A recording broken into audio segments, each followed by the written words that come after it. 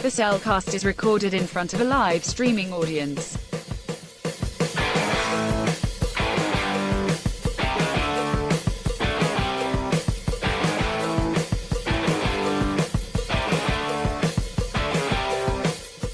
Hello and welcome to another episode of The Cellcast. Joining me today is a man who, well, let's just say, no, that joke I can't make. Let's just say that he's got to make a journey. Welcome, Jacob. Why, thank you. You'll tell me later what that joke was. Let's just say somebody else would not appreciate that joke. Oh, gotcha. All right, why, thank you. Let me introduce our co-host, a man who... Now, man, I gotta be honest. Why did you let the donkey out of the stable for once? Come on, man.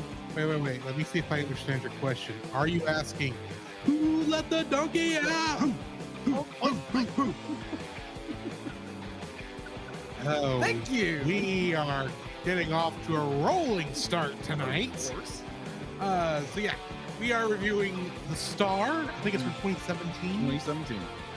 It is a Christian movie about the Nativity, and it is interesting. It is an interesting. It is far more interesting than I thought it was going to be. Right. So yeah, are you ready to just go ahead and jump into our spoiler-filled section on this? Yeah, let's do that. Certified fresh and spoiler-free. So this is my first viewing. I did not see this when it was in theaters because, and I'm sure you understand this, I when I saw the trailer for this movie originally, I thought, oh, it's another one of these Christian movies that's going to try to tell the story of the Nativity, and they're going to get it wrong. And you're telling me they have talking animals? This is going to be all sorts of weird. Yeah. And it was just not on my list. It's like, this is not going to work. Completely fair. But I do remember thinking it was odd that Affirm Films, a studio I know does a lot of the Christian films, was partnering with Sony Pictures Animation on this. Yes. Not exactly the most conservative film studio. It happens. So it was like that's odd. Then, of course, you watch the opening credits and realize that the Jim Henson Company was also involved in this.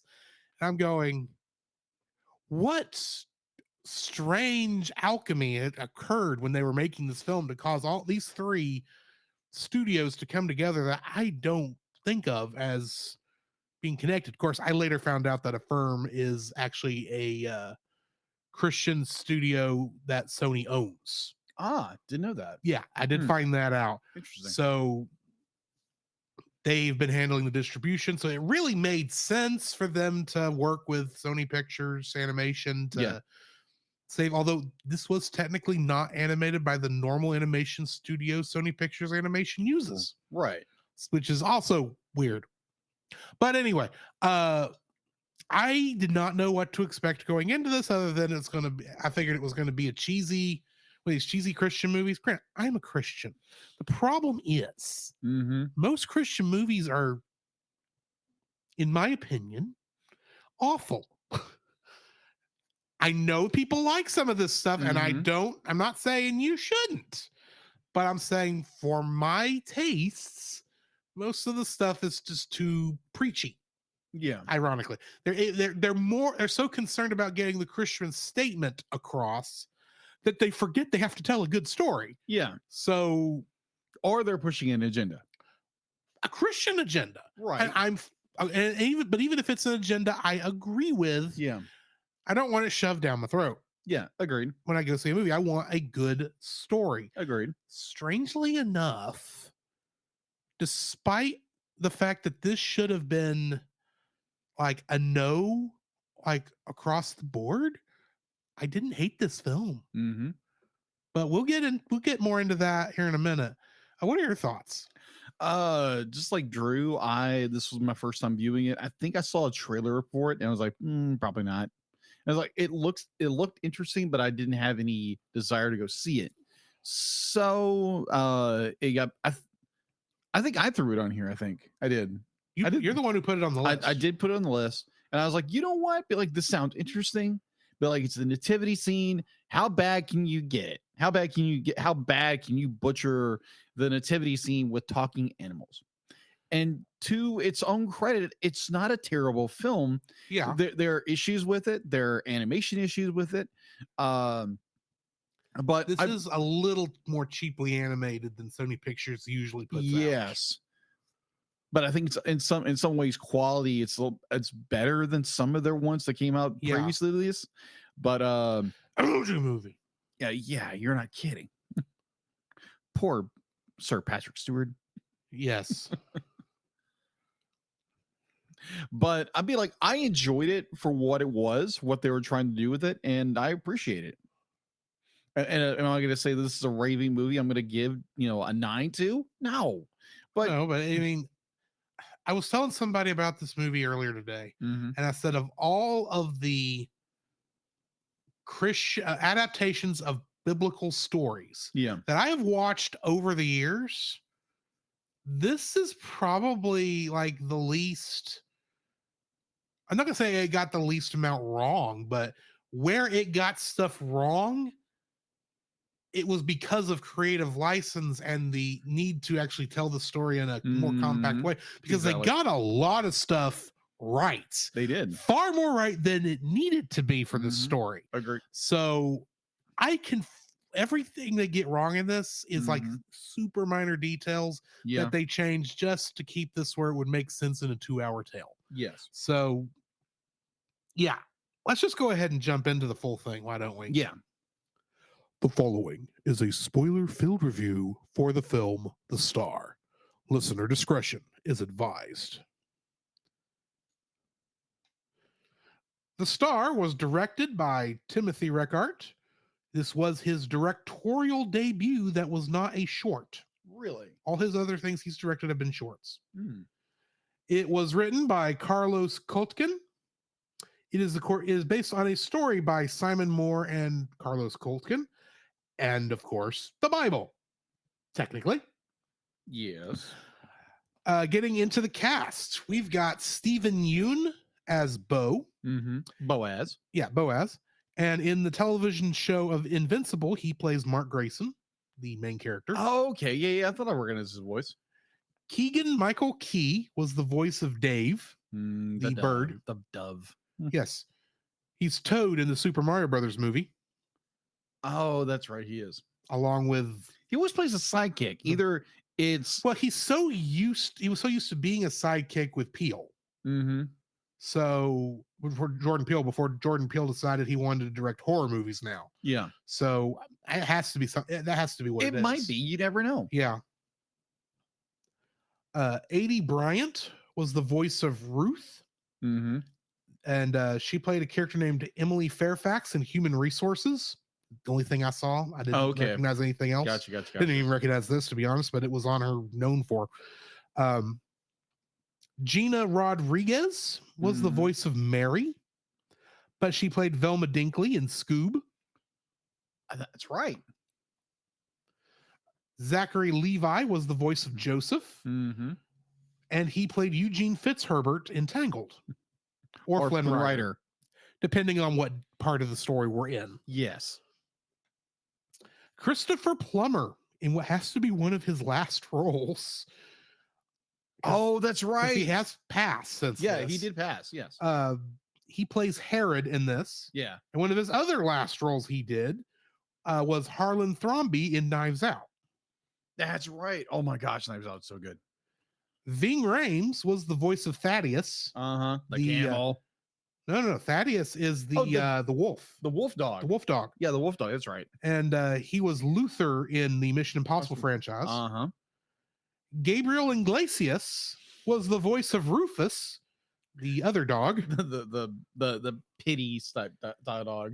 And he voices the fastest mouse in all Mexico, Speedy Gonzalez in Space Jam: A New Legacy. That's a horrible impression. Agreed. It's an interesting story behind that. You go check out his I don't remember the name of the special. It's the latest one he did where he sold out Dodger Stadium. Yeah, and he tells the whole story. Oh my gosh, so good. and I read all up about them canceling Mhm. Speedy Gonzales. We mentioned it on here, We did. Yes. and how the Mexicans said no, you can't cancel Speedy, and apparently the head Mexican is the one that started it, or as someone called it, Chris Brown. Chris Brown called him the king of the Mexicans. But yeah, if you Gabriel Iglesias is one of my favorite comedians. Y'all Yeah. got to go check him You're out. not kidding. So if you want to listen to our reaction to Space Jam: A New Legacy, go check it out on wherever you listen to the podcast. Yes, it is back there somewhere. Yeah. Oprah Winfrey was the voice of Deborah. The One- camel. The camel. The camel. The white camel. The white camel. Black woman playing a white camel. It's a camel. I know, but I can't. Don't read too much into what I'm saying. That throws me every time. Sorry. In The Color Purple, she played Sophia. Yeah, and she had a tendency of giving away a lot of stuff in her own show. She not only had her own television show, she has her own network for a while, a magazine, a media empire, Yeah. and now she's slumming it on 60 Minutes. Really? I didn't know that. Yeah, she was for a time reporting on 60 Minutes. I say slumming it. I'm being trying to be funny, and I'm probably failing, but either way, I don't care about 60 Minutes. Tyler Perry was the voice of Cyrus, one of the other camels. Yes. And he is, of course, Medea in the Medea films. Yes. And Tracy Morgan was the voice of Felix, the stupid camel.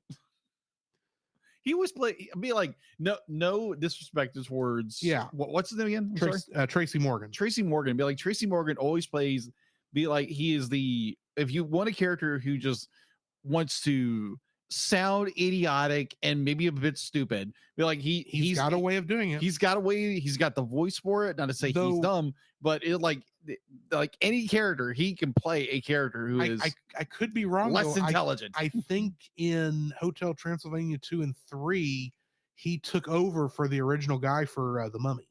That's right. If I'm not mistaken. I think so. Because the first guy was famous for about 15 minutes because of a very crass song that he wrote that got famous. Oh. That I can say on this show as Forget You. Oh, yeah. That's right. But anyway. Yeah. But yeah, he was Tracy Jordan in 30 Rock. Okay. That's the thing I think he was most. That's right. I never saw 30 Rock, but I never saw it either, but I do remember commercials. Right. Anyway, Kingdom Hearts connections. You want to guess how many? 3. Bigger. 5. Yes, 5. Ah, excellent. Do you want to guess one of them? Because you should be able to guess one, I think. If you really think about it. Oh, Zachary Levi. Yeah. He does play Flynn Rider in Yes. Kingdom Hearts 3. Though the name does switch to Eugene Fitzherbert after that part of the game. But he's one of your companions that fights alongside you. Oh, okay, that makes sense. After even though technically Rapunzel does also, but after you get her back to the castle, after you've taken out Mother Gothel, you don't get to have her in your party anymore but that's mostly because she no longer has her long hair. That is true. And she used the long hair to fight in her levels. So that's true. Kind of got cut off at the end. A little. It's disappointing, but I understand why. Yes. We also have Carrie Walgren, who was additional voices here, and was the voice of the Grid in Kingdom Hearts Dream Drop Distance. Okay. That would be the Tron Legacy level, which makes sense because Fred Tatasciore, who played Melchior, one of the three wise men, and the innkeeper #1, and the pottery vendor in this. Ah, gotcha. He played both Kevin Flynn and Clue in that level. Really? Yeah. Huh. So apparently he must do a good Jeff Bridges. Michelle Ruff was additional voices in both. And lastly, we've got Roger Craig Smith, the Chamberlain and innkeeper #5 in this. But in Kingdom Hearts, he played a corporal, the CDA agent, and trailer boy, from the Monsters Incorporated scene where right. an alligator got in the trailer spoiler. That scene. Mhm. But he's got a much bigger role in what is now we consider a Kingdom Hearts spin-off connected franchise that we do include here because Ultimate is a Kingdom Hearts game. Oh, gosh. Do you know who? Yeah, I know the game. What's the game? Well, Smash Brothers, yes. Yeah, Smash Bros. But Ultimate. what game is this character originally from, as it does share the character's name? Oh, you put me on the spot. Good one. I'll give you one hint.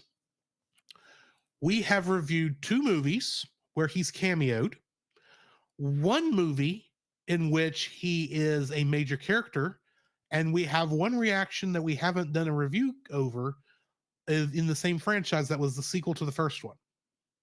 However, Roger Craig Smith did not voice him in the standalone films, but he did voice him in the in the cameo. Sonic? Yes. Okay, that's what I thought. Sonic the Hedgehog.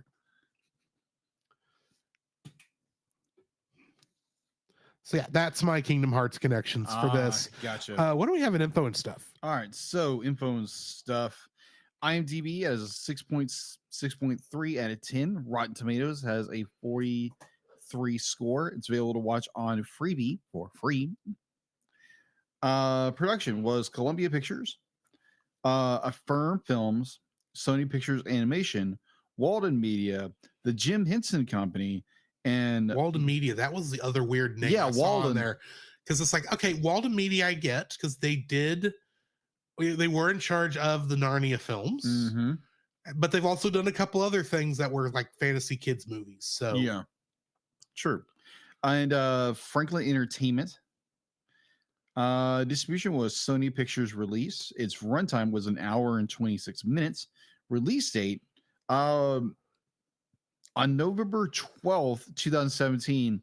It was released somewhere here in the United States. Where do you think it was?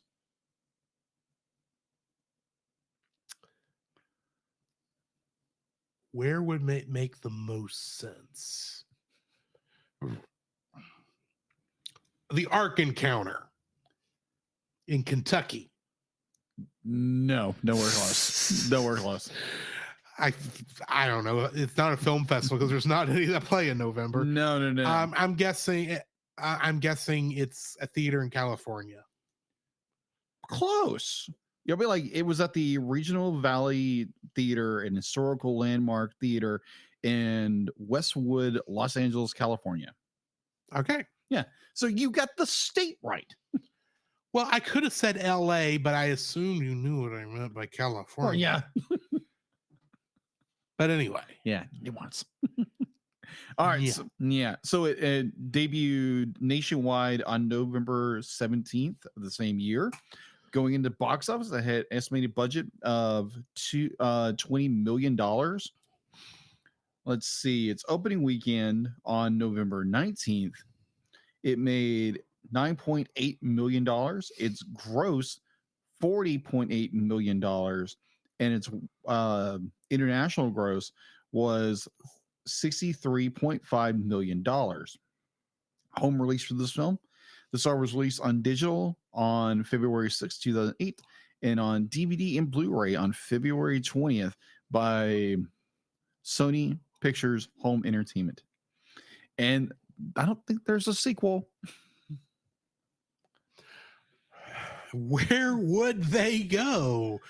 Ministry next? Yeah. And then have to end that with the crucifixion? That's great for a kid's film. Yeah, exactly. Granted, we knew all that when we were that age, but still. Yeah. Well, some of us did. Maybe some of us don't. Fair enough. Sure. I'm just saying you can't exactly do a Passion of the Christ style. That is true, even though they're supposed to be doing a sequel. Once again, what would that be about? Of course, they didn't actually show the resurrection in that film. They did, but it was like very brief. Yeah, it was because it was not the focus. No.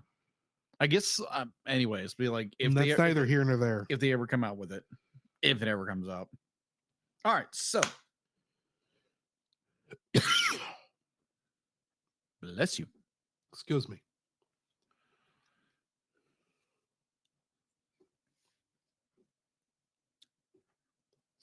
So that's all I have for. that's what I was waiting on. It's like, Sorry. I thought you were going, Info and stuff. so here's my next point. Oh, no, it's all for info and stuff. Okay, let's Yeah. get into the summary then.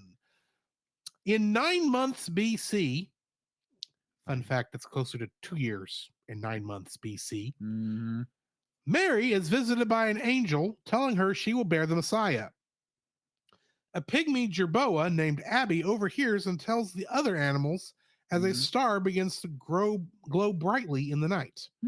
6 months later, a young donkey is tired of milling wheat and wishes to join a traveling caravan so that he may feel important. An older donkey helps him escape the miller who owns them, and the young donkey ends up with an injured ankle at the house of Joseph and Mary, who have just celebrated their wedding.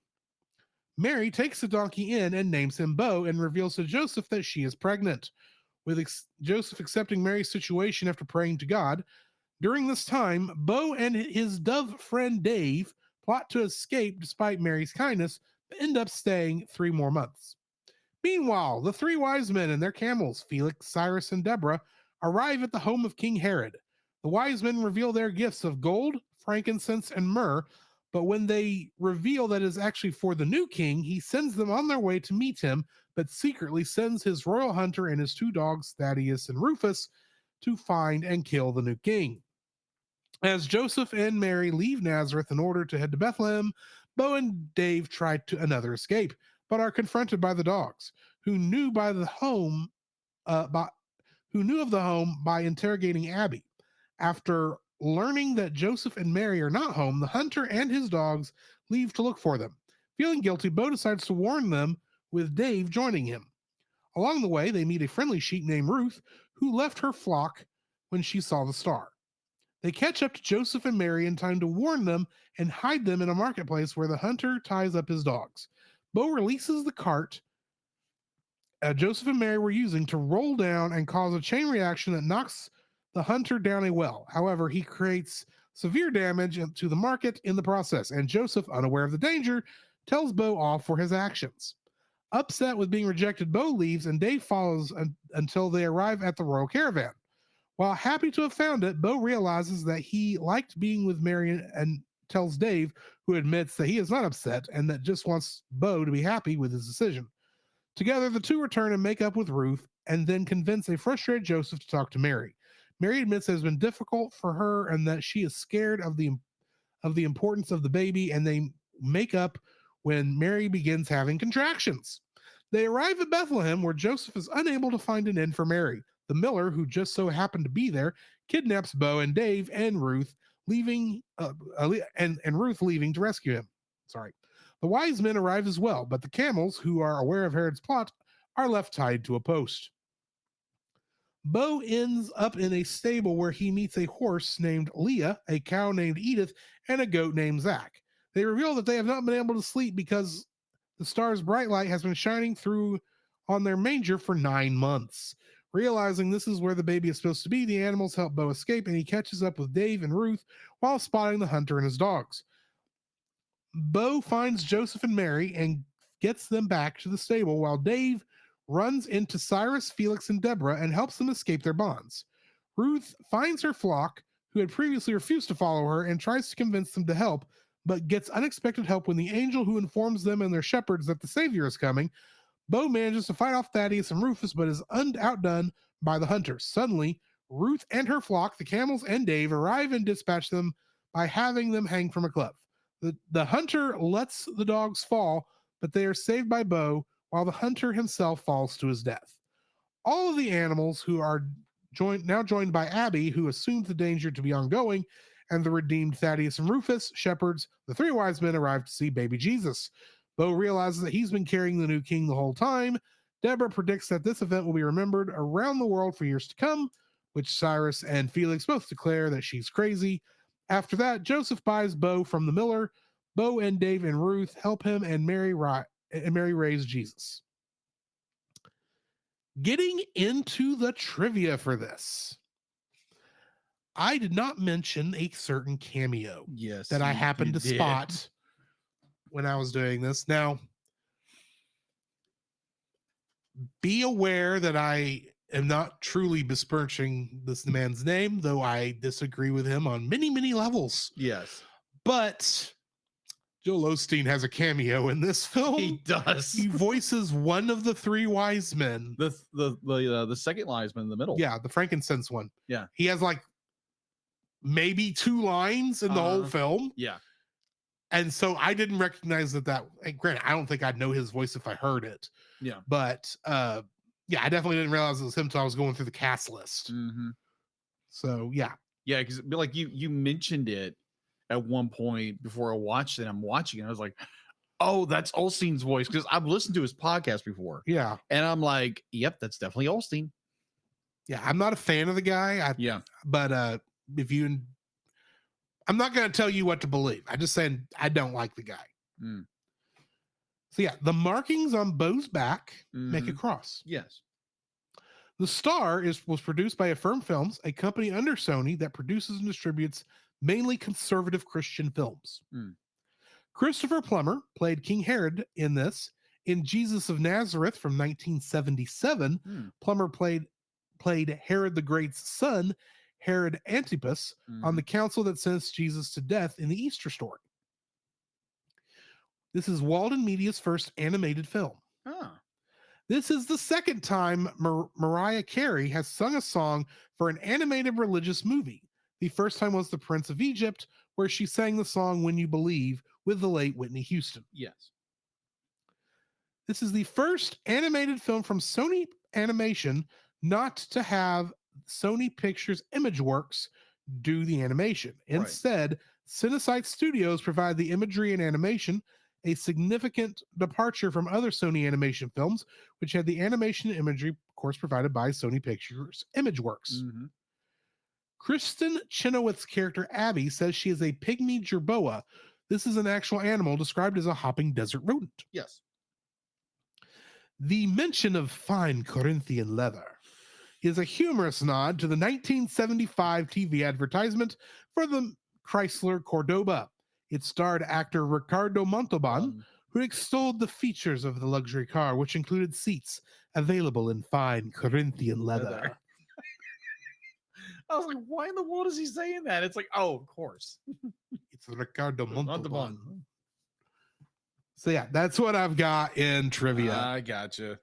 So what do we got? What is your first like for this film? My first like goes along to be like, it's a decently told story. It gets a little murky here and there, but overall the story itself is very well told. And you have this you basically have a princess story, but it's not a princess, it's a donkey who wants more out of life. Huh? Yeah, in a sense, I agree with you. In a sense, be like he wants more, and he finally gets his chance to be like, he wants to getting under the boring life he has, and just so happens he runs into Mary and Joseph when they have to go to the census because Caesar Caesar Augustus, and I think they said in this. Yeah, it's Caesar Augustus, which that would have been not Tiberius. I'll have to look it up in a second. But it definitely yeah. I'll get up on a nerd tangent about it, but yeah, it is a serviceable story. Be like it's like I said, it's got little hiccups here and there, but it is a serviceable film. It's a serviceable story. It's got some good moments in it, definitely character wise. Yeah, it is. It's an enjoyable film. It's serviceable, and it doesn't really track away from its source material. And it's serviceable. It's enjoyable. It's an enjoyable little story. All right. My first like for this film is that it's kind of obvious from the beginning how this story is going to go. Yeah. He wants to be in the royal caravan because he wants to feel important. Mm-hmm. Ironically, he is technically in a royal caravan. Yeah. Because he just doesn't know it yet. He just doesn't know it until like the very end of the film. Uh-huh. And there's I like how, he technically had what he wanted the whole time, didn't know it Mm-hmm. until like the very end, and he had to learn to actually be loving and forgiving throughout Yeah. the whole thing. So, Agreed. yeah, He had to stop being selfish about his own exactly, desires and everything.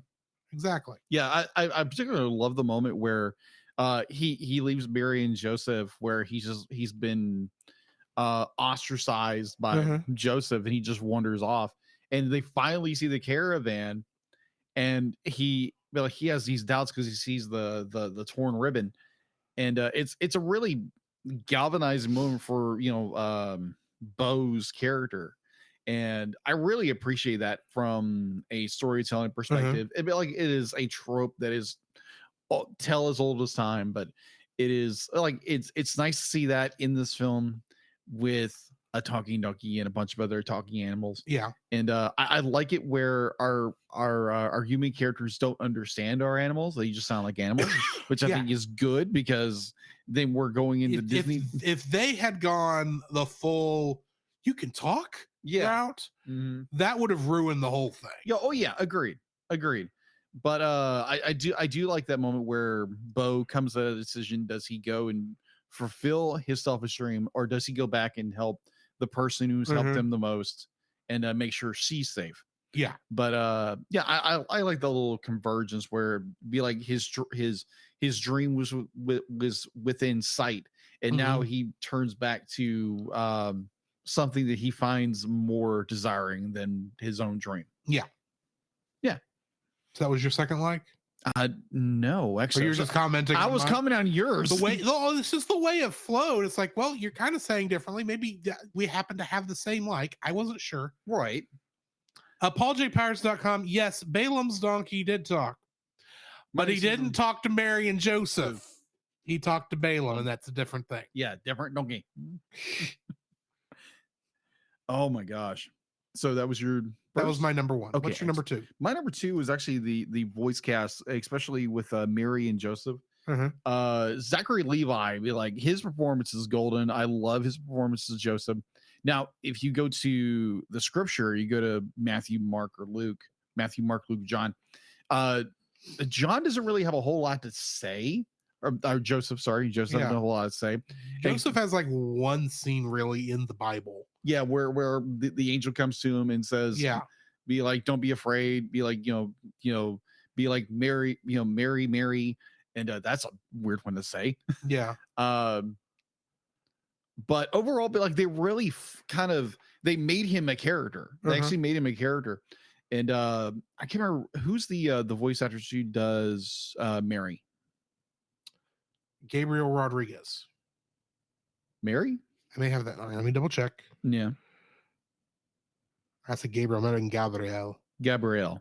But yeah, that was sorry, Gina Rodriguez. Gina Rodriguez. I had the last name right. Sorry. Yeah, Gina Rodriguez. Be like, I think they do an excellent performance as their characters because Gina does this very loving, very caring character of Mary.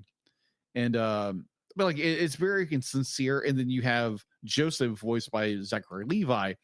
I'd be like, if you just chalked it up, be like, oh, it's Zachary Levi being Zachary Levi, or he's just being Flynn Rider. He's definitely channeling his Flynn Rider in this. He is. But the dialogue in which they're given for I say his Flynn Rider. It's really more the Eugene Fitzherbert than Flynn Rider. Yeah. Flynn Rider has got to be suave, debonair, and exactly smolder. Yeah.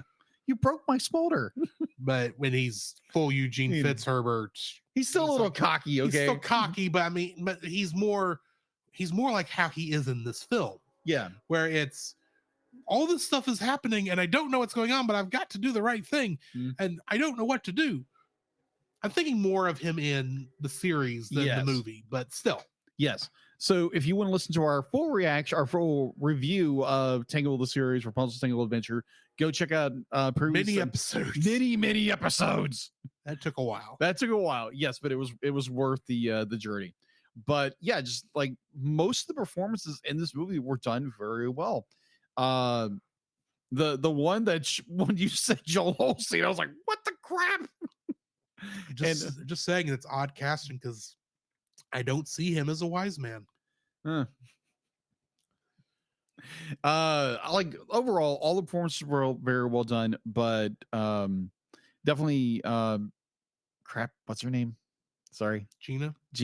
Yeah, Gina and Zachary Levi did an amazing job being Mary and Joseph, because there again, Mary and Joseph throughout the scriptures, throughout the gospels, be like they really don't get a whole lot of, because Joseph's there, then he's gone. We think he's never brought back up again. Yeah. But Mary is more like this background character for the most part. Tries to go get Jesus because I think he's gone a little cuckoo. That's the other scene Joseph's in, because he's going back to find Jesus after they lost. That's right. The Son of God. That's right. That's right. I'm not saying they were bad parents by no means. No, they weren't. But can you just imagine? You've been on the road for what, a day or two? 2 days? 2 days? You think that your son is just among hanging the out caravan? among the kids? caravan, playing with the kids, only to realize not only is he not with the kids, he's probably still in Jerusalem. Then you go, oh crap, that's the Son of God. We lost the Son of God. And they have to run back to get him. You know, their prayer's like, please, Lord, please let us find your son. Tell us where he is. We're sorry. We're just humans. Forgive us, please. Yeah. And of course, he's in the temple where it's like, which Jesus says, where else would I be? Doing my Father's work. Well, y'all left me. I had to go home. Yeah. This is the closest I can get. Yeah. I can't exactly go back up. Yet. Not yet. It is not yet my time. Not yet my time. But woman. Jeez. I'm thinking ahead. No. And that was not meant as being I know what you mean. at that time. It was actually a very respectful term at the time. Yes, theologically. But yes. to quote Mark Lowry, oh god, if I said that to my mother, I would get whooped up the side. I don't know exactly how he said it, but I would not have been able to sit down for a week. You're not kidding. But it's like, yeah, the performances for the most part for this entire movie were done very well. Definitely for Mary and Joseph, because like their characters are a little more fleshed out. Definitely Joseph's character, and I just love that performance so much. So yeah, it's just the voice cast in general. So while I am not a big fan of the character herself, I like Ruth's story in this. Yes, agreed. You don't like I don't really like the character in this film. She's a little on the annoying side, but doesn't have the charm that an annoying character can have. That I kind of that will make me like them. She's just an annoying character for this. But the fact that I love the idea that you have this person, this girl, let's say a young girl, girl sheep, but whatever. Yeah, she sees the star, has to know what it is, can't get anyone to follow her, so she goes and finds out. Even though it's dangerous, she goes and finds out for herself what it is. Yeah, she leaves the flock. She takes a leap of faith, even though it is against her nature. Agreed. And then once she's, for lack of a better term, saved, a disciple in a way. By that time, they're kind of all on the we got to save we got to keep Jesus safe. Yeah. So I can kind of go with, I wouldn't say saved per se, because I don't think animals can get saved, but right. They make it their mission. It becomes their mission. What I'm trying to say is, her job now is not. She's had to leave the flock, and that's changed her as a person. Yeah, or sheeple. It's a sheeple. Sheeple. And then she's trying to find help, and she finds help in the form of a flock. So she's thinking, oh, more sheep, I can talk to them. Oh no, that's my flock. Okay, can I talk to them? Are they going to hate me? Are they going to think I'm crazy? And it takes technically an angel to help her, even if that was unintentional help, right? to convince the other sheep to follow her because she actually knew the right way, even though everyone else thought she was probably nuts. Right. Though I do have to admit, when she did the stomp and the lightning flashed out, Right. the first thing that came to my mind Oh boy. was from the movie Babe. Baramu, Baramu. It's like I even said it while I was watching, and then the angel showed up. Okay, yeah, that also makes sense. Yeah, makes sense. Makes sense. It's like, oh yeah, duh. That is going to happen here. So yeah, I like the idea of this character who she has to leave the flock, to leave the crowd, leave the group that's going this way to go find the truth. Yeah. Okay. And then runs back into them and has to tell them the truth, even though they will not believe her until they see the power of God. Okay. It's only the power of God that gets them to see what she's saying. That's a good point. I liked the way they showed that. Okay, fair. It's subtle. Take notes, Christian movie directors. Subtle works amazing. I may have opinions. But not a boom, boom, boom mallet. Well, I mean, it kind of does hit you over the head at the very end, but it's built to that where it's forgivable. Yeah, exactly. So yeah, I love the idea that you had the story of someone who had to leave the crowd, learn the truth, come back and try to get and have to preach to the crowd, basically. With no idea if it was going to work or not. It was probably assuming it wouldn't, and with the power of God, it did. Yeah. Only with the power of God did it. So yeah. I liked that. So what's your third? My third would be the animation. Now, hear me out. I'm not going to tell you the animation's bad. No, the animation is not bad. Be like, if we look at the pictures that came out from Sony Pictures, like the one movie we reviewed this year, which what did we do this year? That was Sony. Oh, we did it for Bad Movie Month. No, that was 2 years ago that we did Emoji Movie. Oh, that's right. We did Emoji Movie that time. Yeah. Yeah. So like most of the films that came out around that time, be like they were just, yes, the Emoji Movie did come out around this time. It did, but I think 2016, I think. But it would have been either the next project or the project before. Yeah, because like if you look at that slate of films, they were not very good. And I think Sony just tried to do something different. And there again, this is a movie that has it's a much limited budget. It wasn't like this $100,000, $100 million, $200 million. It's $20 million. And for what they did with the animation, it's not bad. Definitely with there are some glaring issues, what I've seen, but that is a limitation to its budget. But I think what they did with the budget, I think they did a pretty good job with animation. But I'll get into my dislikes about the animation later. But to give the animation what it is due, it is serviceable. It's done very well. And yeah, I'll give the props. I'll give the animators due where it is due.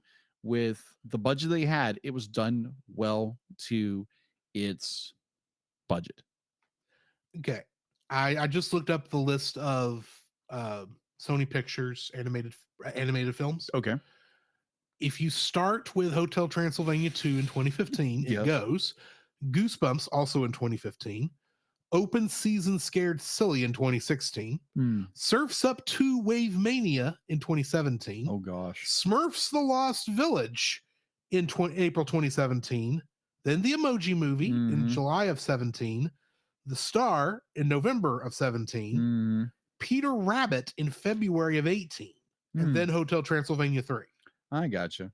In 2018. So between what I would have considered, the two high marks. Yeah. Because the Hotel Transylvania movies were doing better than anything else they had. Yeah, agreed. Granted, you're 2 movies away from Spider-Verse. Yeah. So agreed. I actually did like Goosebumps, but that was a 2D, 3D film. So, composite film. Yes. But yeah, just to put this in context, most of what they were doing right before this was cheap sequel bait, as Mhm. cheap sequels, and the Emoji Movie. Yes. And then the first real thing I think that was really them pushing it was Peter Rabbit. Yeah. Because that's a lot. Because if you've not seen Peter Rabbit, the fur on the rabbits actually looks real. Mm. It looks like they're CG models, but they Yeah. look like all they did was like they did with Underdog back in the day, where they just animated the mouth of a real dog. But anyway, Yeah. But yeah, the animation's good for what it is in this film. Like, it's serviceable. I think Sony definitely took a chance with this film. yeah. Like, yeah, it Well, didn't do bank, but I feel like it's a serviceable film.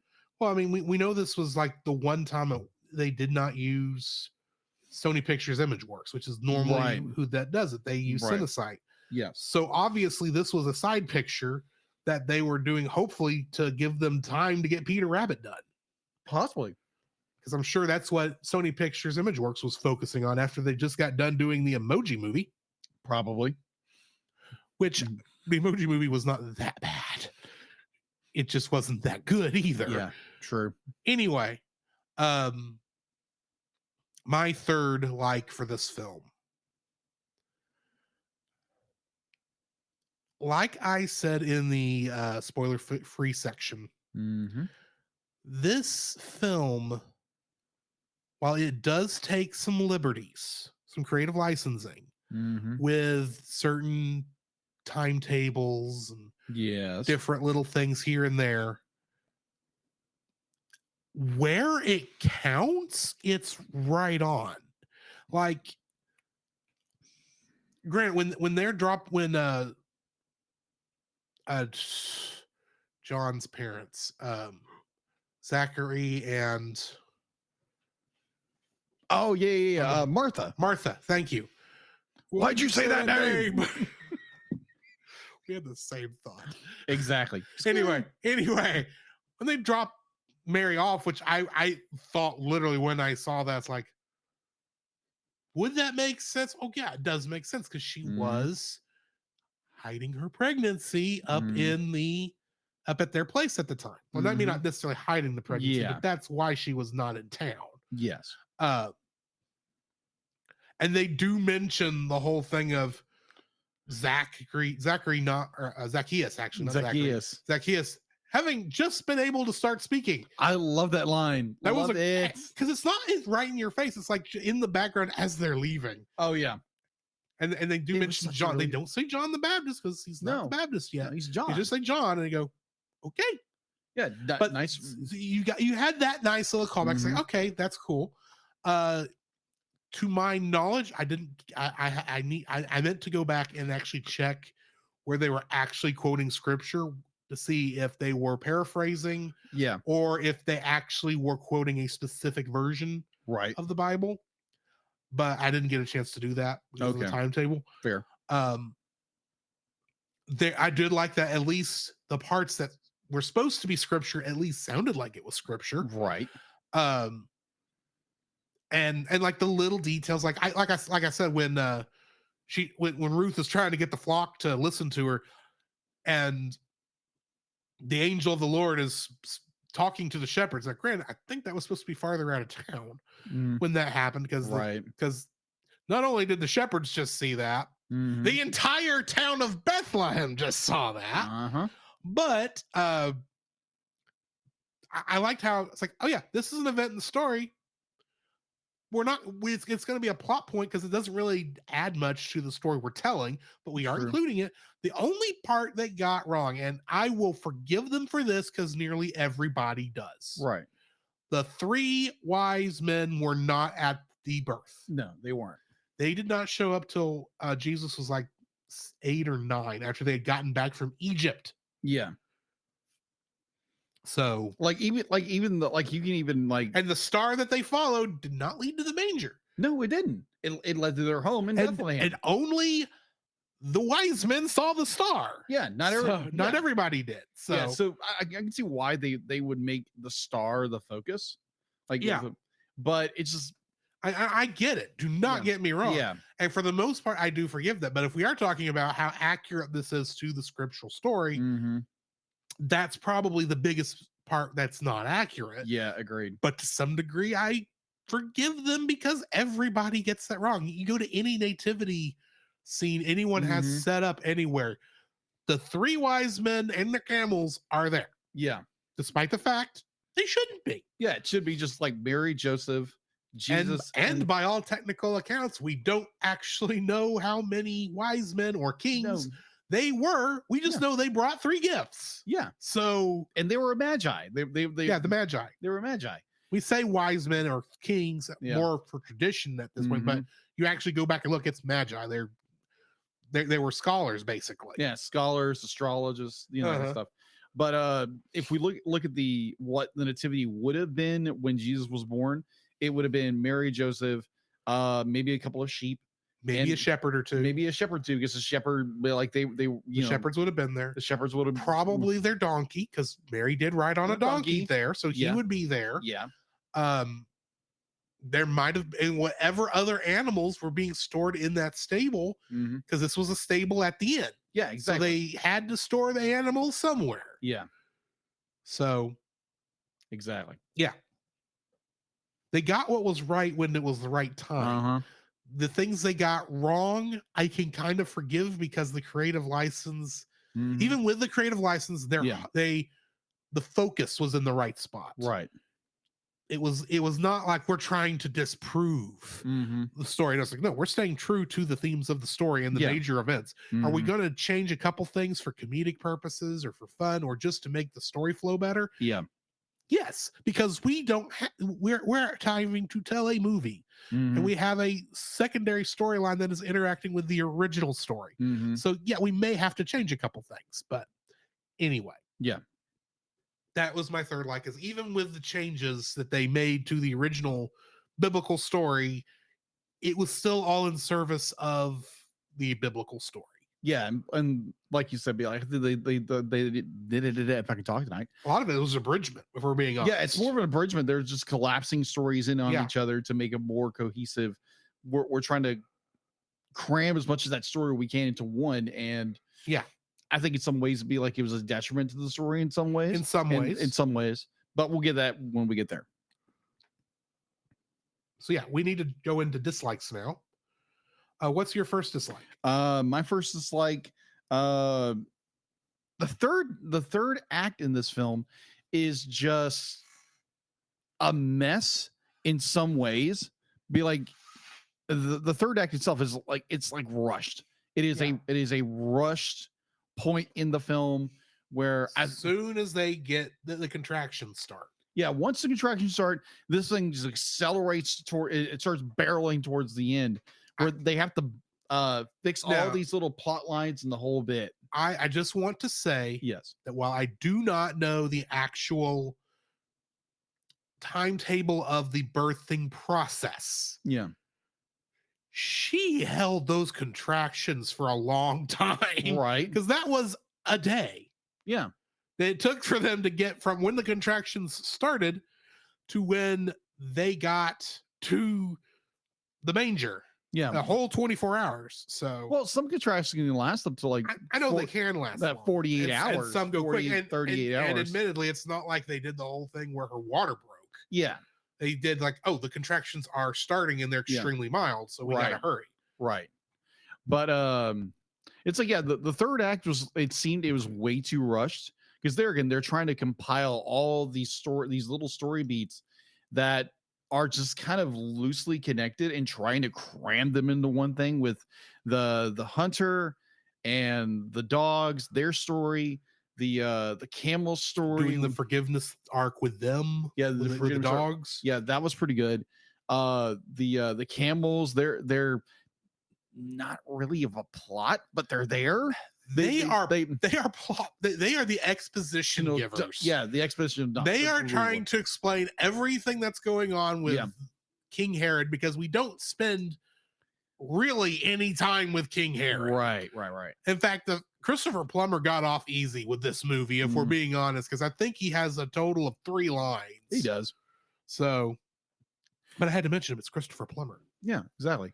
But yeah, this third act just literally they have to cram everything in there to get this story where if they wouldn't have had so many small little story beats in there to maybe, I don't know, streamline this story, the third act wouldn't have seemed so rushed and so just jumbled up. And they throw in these other comedic characters. So like, oh, look at us, we're funny, ha ha ha ha. As one reviewer I saw that it was like, oh, they just threw in these really dumb animals.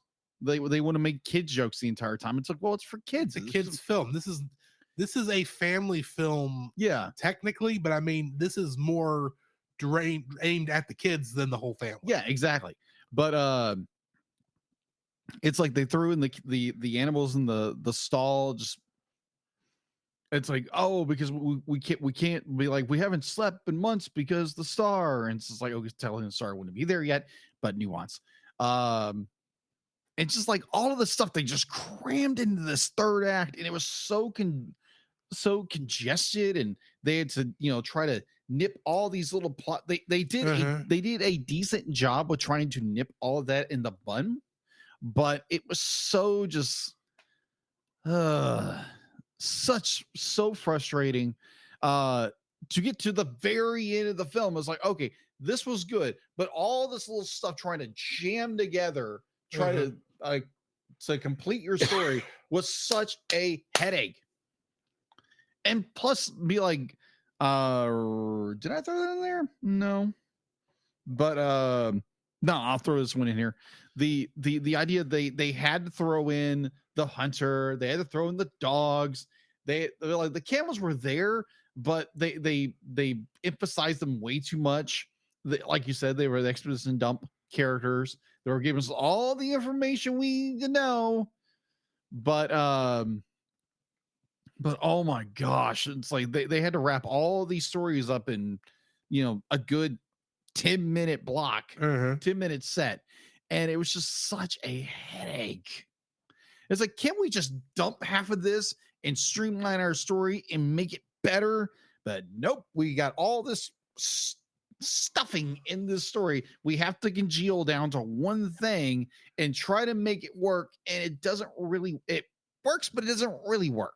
So yeah, the third act is a mess. They clean it up at the very end, but that transition from the beginning of the third act to the very end is so messy. Well, the problem is you've got all these elements they bring in the first and second act. Yes. You've got Bo and you got Dave traveling together. They have to get with Mary and Joseph.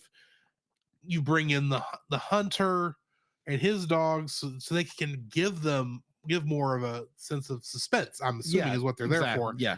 So that it's like, oh, we've got to stop. We got to, because that's the thing when you actually read the original story is there is no suspense on. No, it's not supposed to be. We're in it.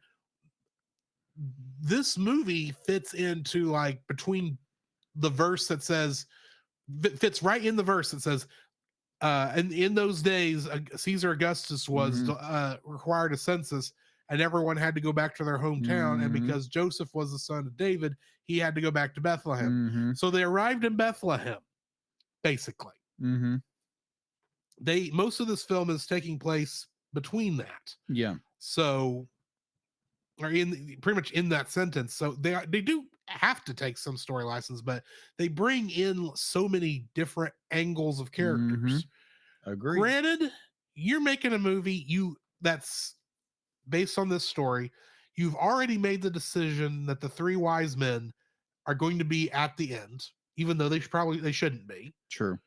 You already made that decision, so you have to get the wise men there. And of course, because this is a talking animal film, their animals have to be there. Yeah.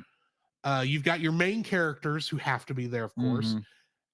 And then you have, because we need the suspense, we bring in two villain characters that are going to chase them. Plus, we have this other character that really felt like when they introduced her was just to get Boaz to jump down the mountain. Though I just realized his name was Boaz, her name was Ruth. Yes. I just caught that. Yeah, I picked them all. I was like, oh, Don't tell me these characters are getting together, are we? That sounds like a Leo the Lion problem that we should stay far away from. We don't need Or Shrek 3. We don't need half mule, half sheep babies. Shul? Schwools? Meep? No, wait. I just saw that episode of Doctor Who. We don't need the meep. No beep. We do not need beep the meep. My gosh. It's a weird episode. I can imagine. Anyway, where was I? I have no idea. But yeah, it's because you had all these other little tiny stories that introduce these characters that you decided to keep active. Yes. I mean, the only character that they introduced that does not show up at the end is Herod, and that's because you can't have Herod show up there. True. If he did, crap would be going down. Yeah. And it doesn't, and that can't happen. So okay. So fun fact, because I'm like they're again history nerd, all of that. Yeah. So I kept thinking, I was trying to figure out which emperor would have been in power at the time. I kept thinking it was Tiberius, but it actually wasn't. It was actually Augustus, like Caesar Augustus. That's what they said. Huh? That's what they said in the film. That is true. Because like I kept thinking, I was like, no, that's the title. Because I thought be like, oh, it's just Caesar Augustus, because they just be like, oh, it's an Augustus, because or he's the Roman emperor or what have you. And it's like, oh yeah, because it is a Caesar Augustus. So yeah, good part of the movie. Okay, actually getting it right. So yeah, are we on third dislikes? No, second dislikes. Sorry. So my second dislike actually for this film.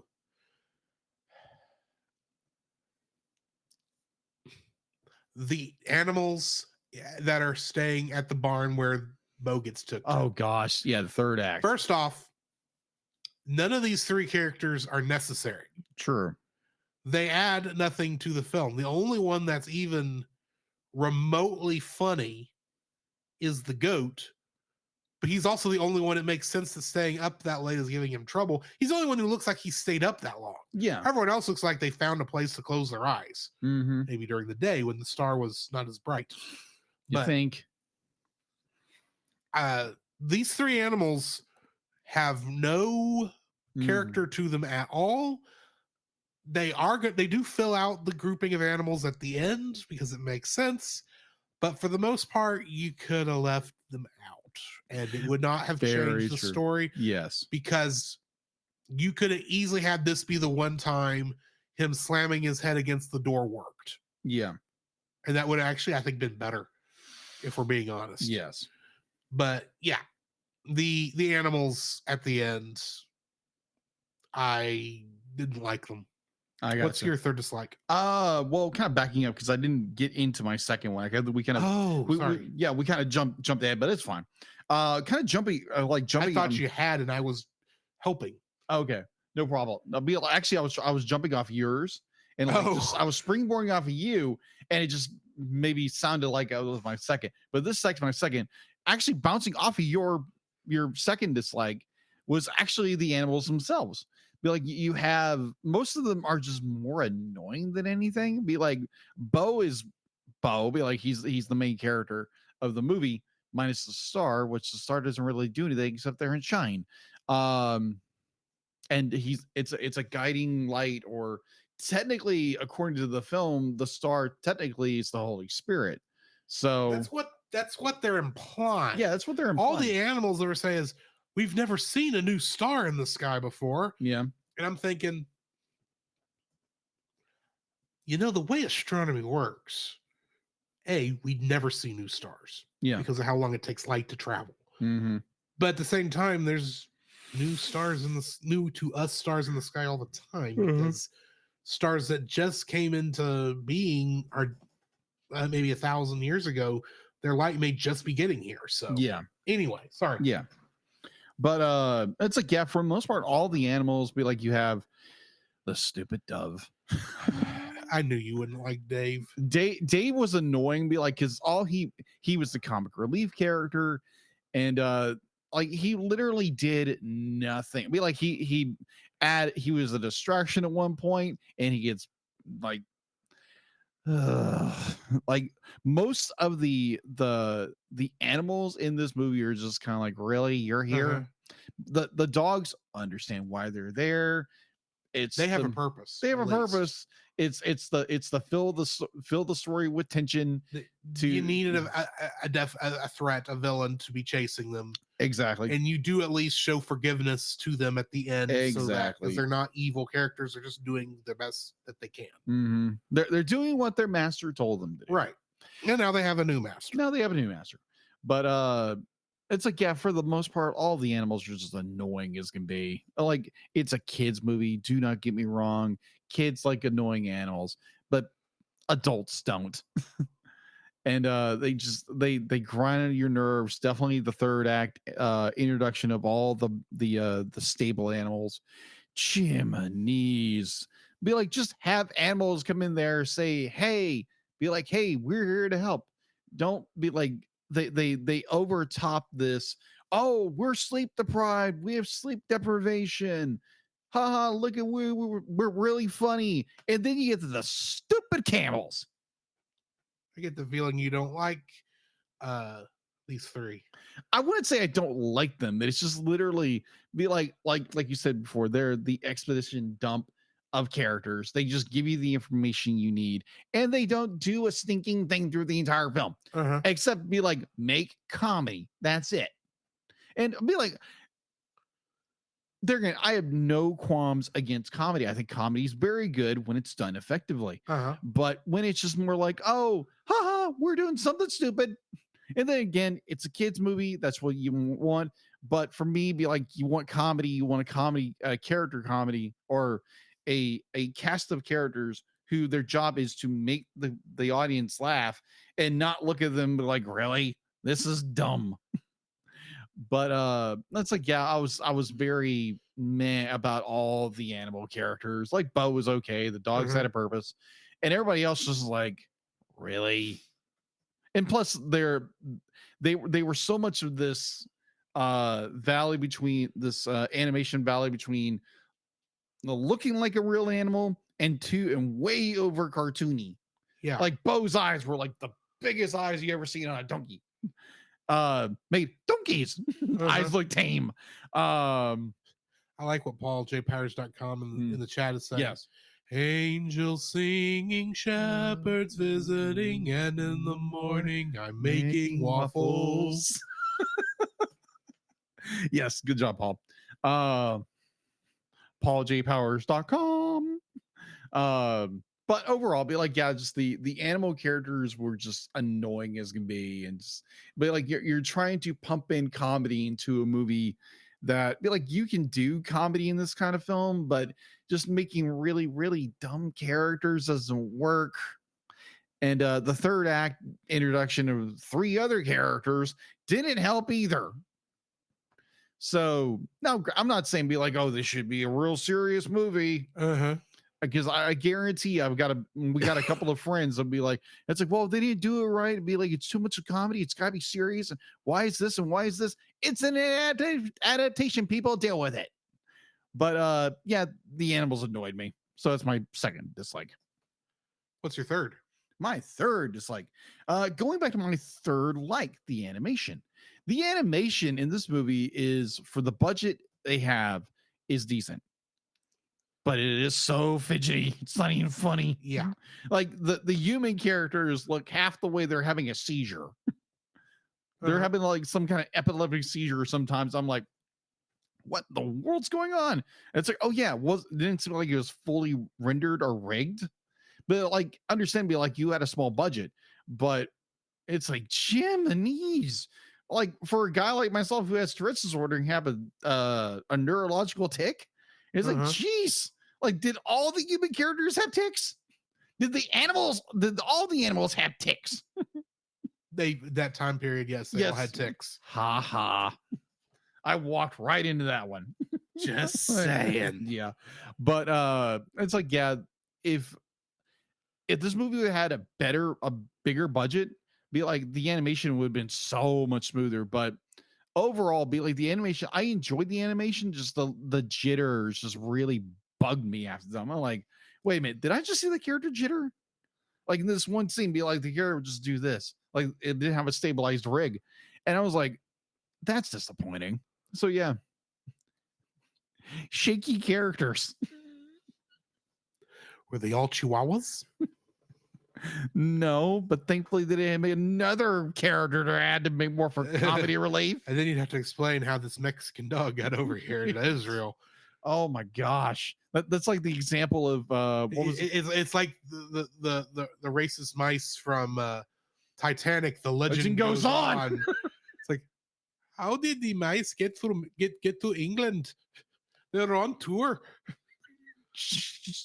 We know Speedy Gonzalez because he knows our sister. He knows everybody's sister. Anyways. Yeah, that's my third dislike. My third dislike for this film, there is an overall plastickiness. Yes, I agree. To this entire film. It feels like what's the best example I can give? Toy Story. But Toy Story, it makes sense. Yeah. Because the characters are all supposed to be made out of plastic. Yeah. This feels like I'm looking at a bunch of toys that are being moved around in a way. I can see that point. Very well articulated toys, mind you. But there's a lot of places where it just feels like I am looking at, granted, I'm sure to some degree, like a lot of animated films are, this was made to sell toys to some degree. But you don't take your design from the physical models of the toys when you're doing that. A lot of these characters just felt like they were, yes, they were cartoony, but they really felt more like they were based on toys more than, like, say, concept art that the toys would then also be based on and would look slightly differently. But yeah, the whole Fisher-Price feeling of the film, okay, I think is what really is what I don't like about the feel of the, not necessarily animation, but the character models, the textures, and all that sort of stuff. Yeah. Fair. But yeah, so yeah, that's my third dislike. Okay. So we need to rate this film. Yes. What are you rating it? I am gonna rate it a 6.5. Be like it's a serviceable film. It's got some good heart to it. It's got a lot of issues. A lot of issues with this film. It's one of those films that's like, okay, I watched it. I may never go back and rewatch it. Maybe. It's currently free on Freevee, which is Amazon Prime. Yeah. But overall it was serviceable, but it's just kind of like bland. Bill, I appreciate what the movie was trying to do, was trying to tell the nativity story and trying to tell it accurately, and trying to give the salvation and hope story. And then you just have all these talking animals doing stupid stuff. But there again, it's a kids movie, so yeah, 6.5. I'm gonna give it a 7. Oh, okay. For the most part, I was not offended as a Christian with this film. Yeah, it was a very safely made film, which I appreciate to some degree in this instance. Right. That being said, this is no VeggieTales. No. And it feels like it's not even trying. It's doing some things that are funny, but there's a lot of stuff here that just does not work. So yeah, fair. I'm just giving it a 7. Yeah, that's. It's like I've listened to a lot of commentary about this movie, and there was a lot of. It's like, oh, they know their audience they're pointing towards. It's like, well, do you really know which audience you're pointing to? Because they're saying, like, oh, it's only Christians who are going to watch this film. Well, you never know.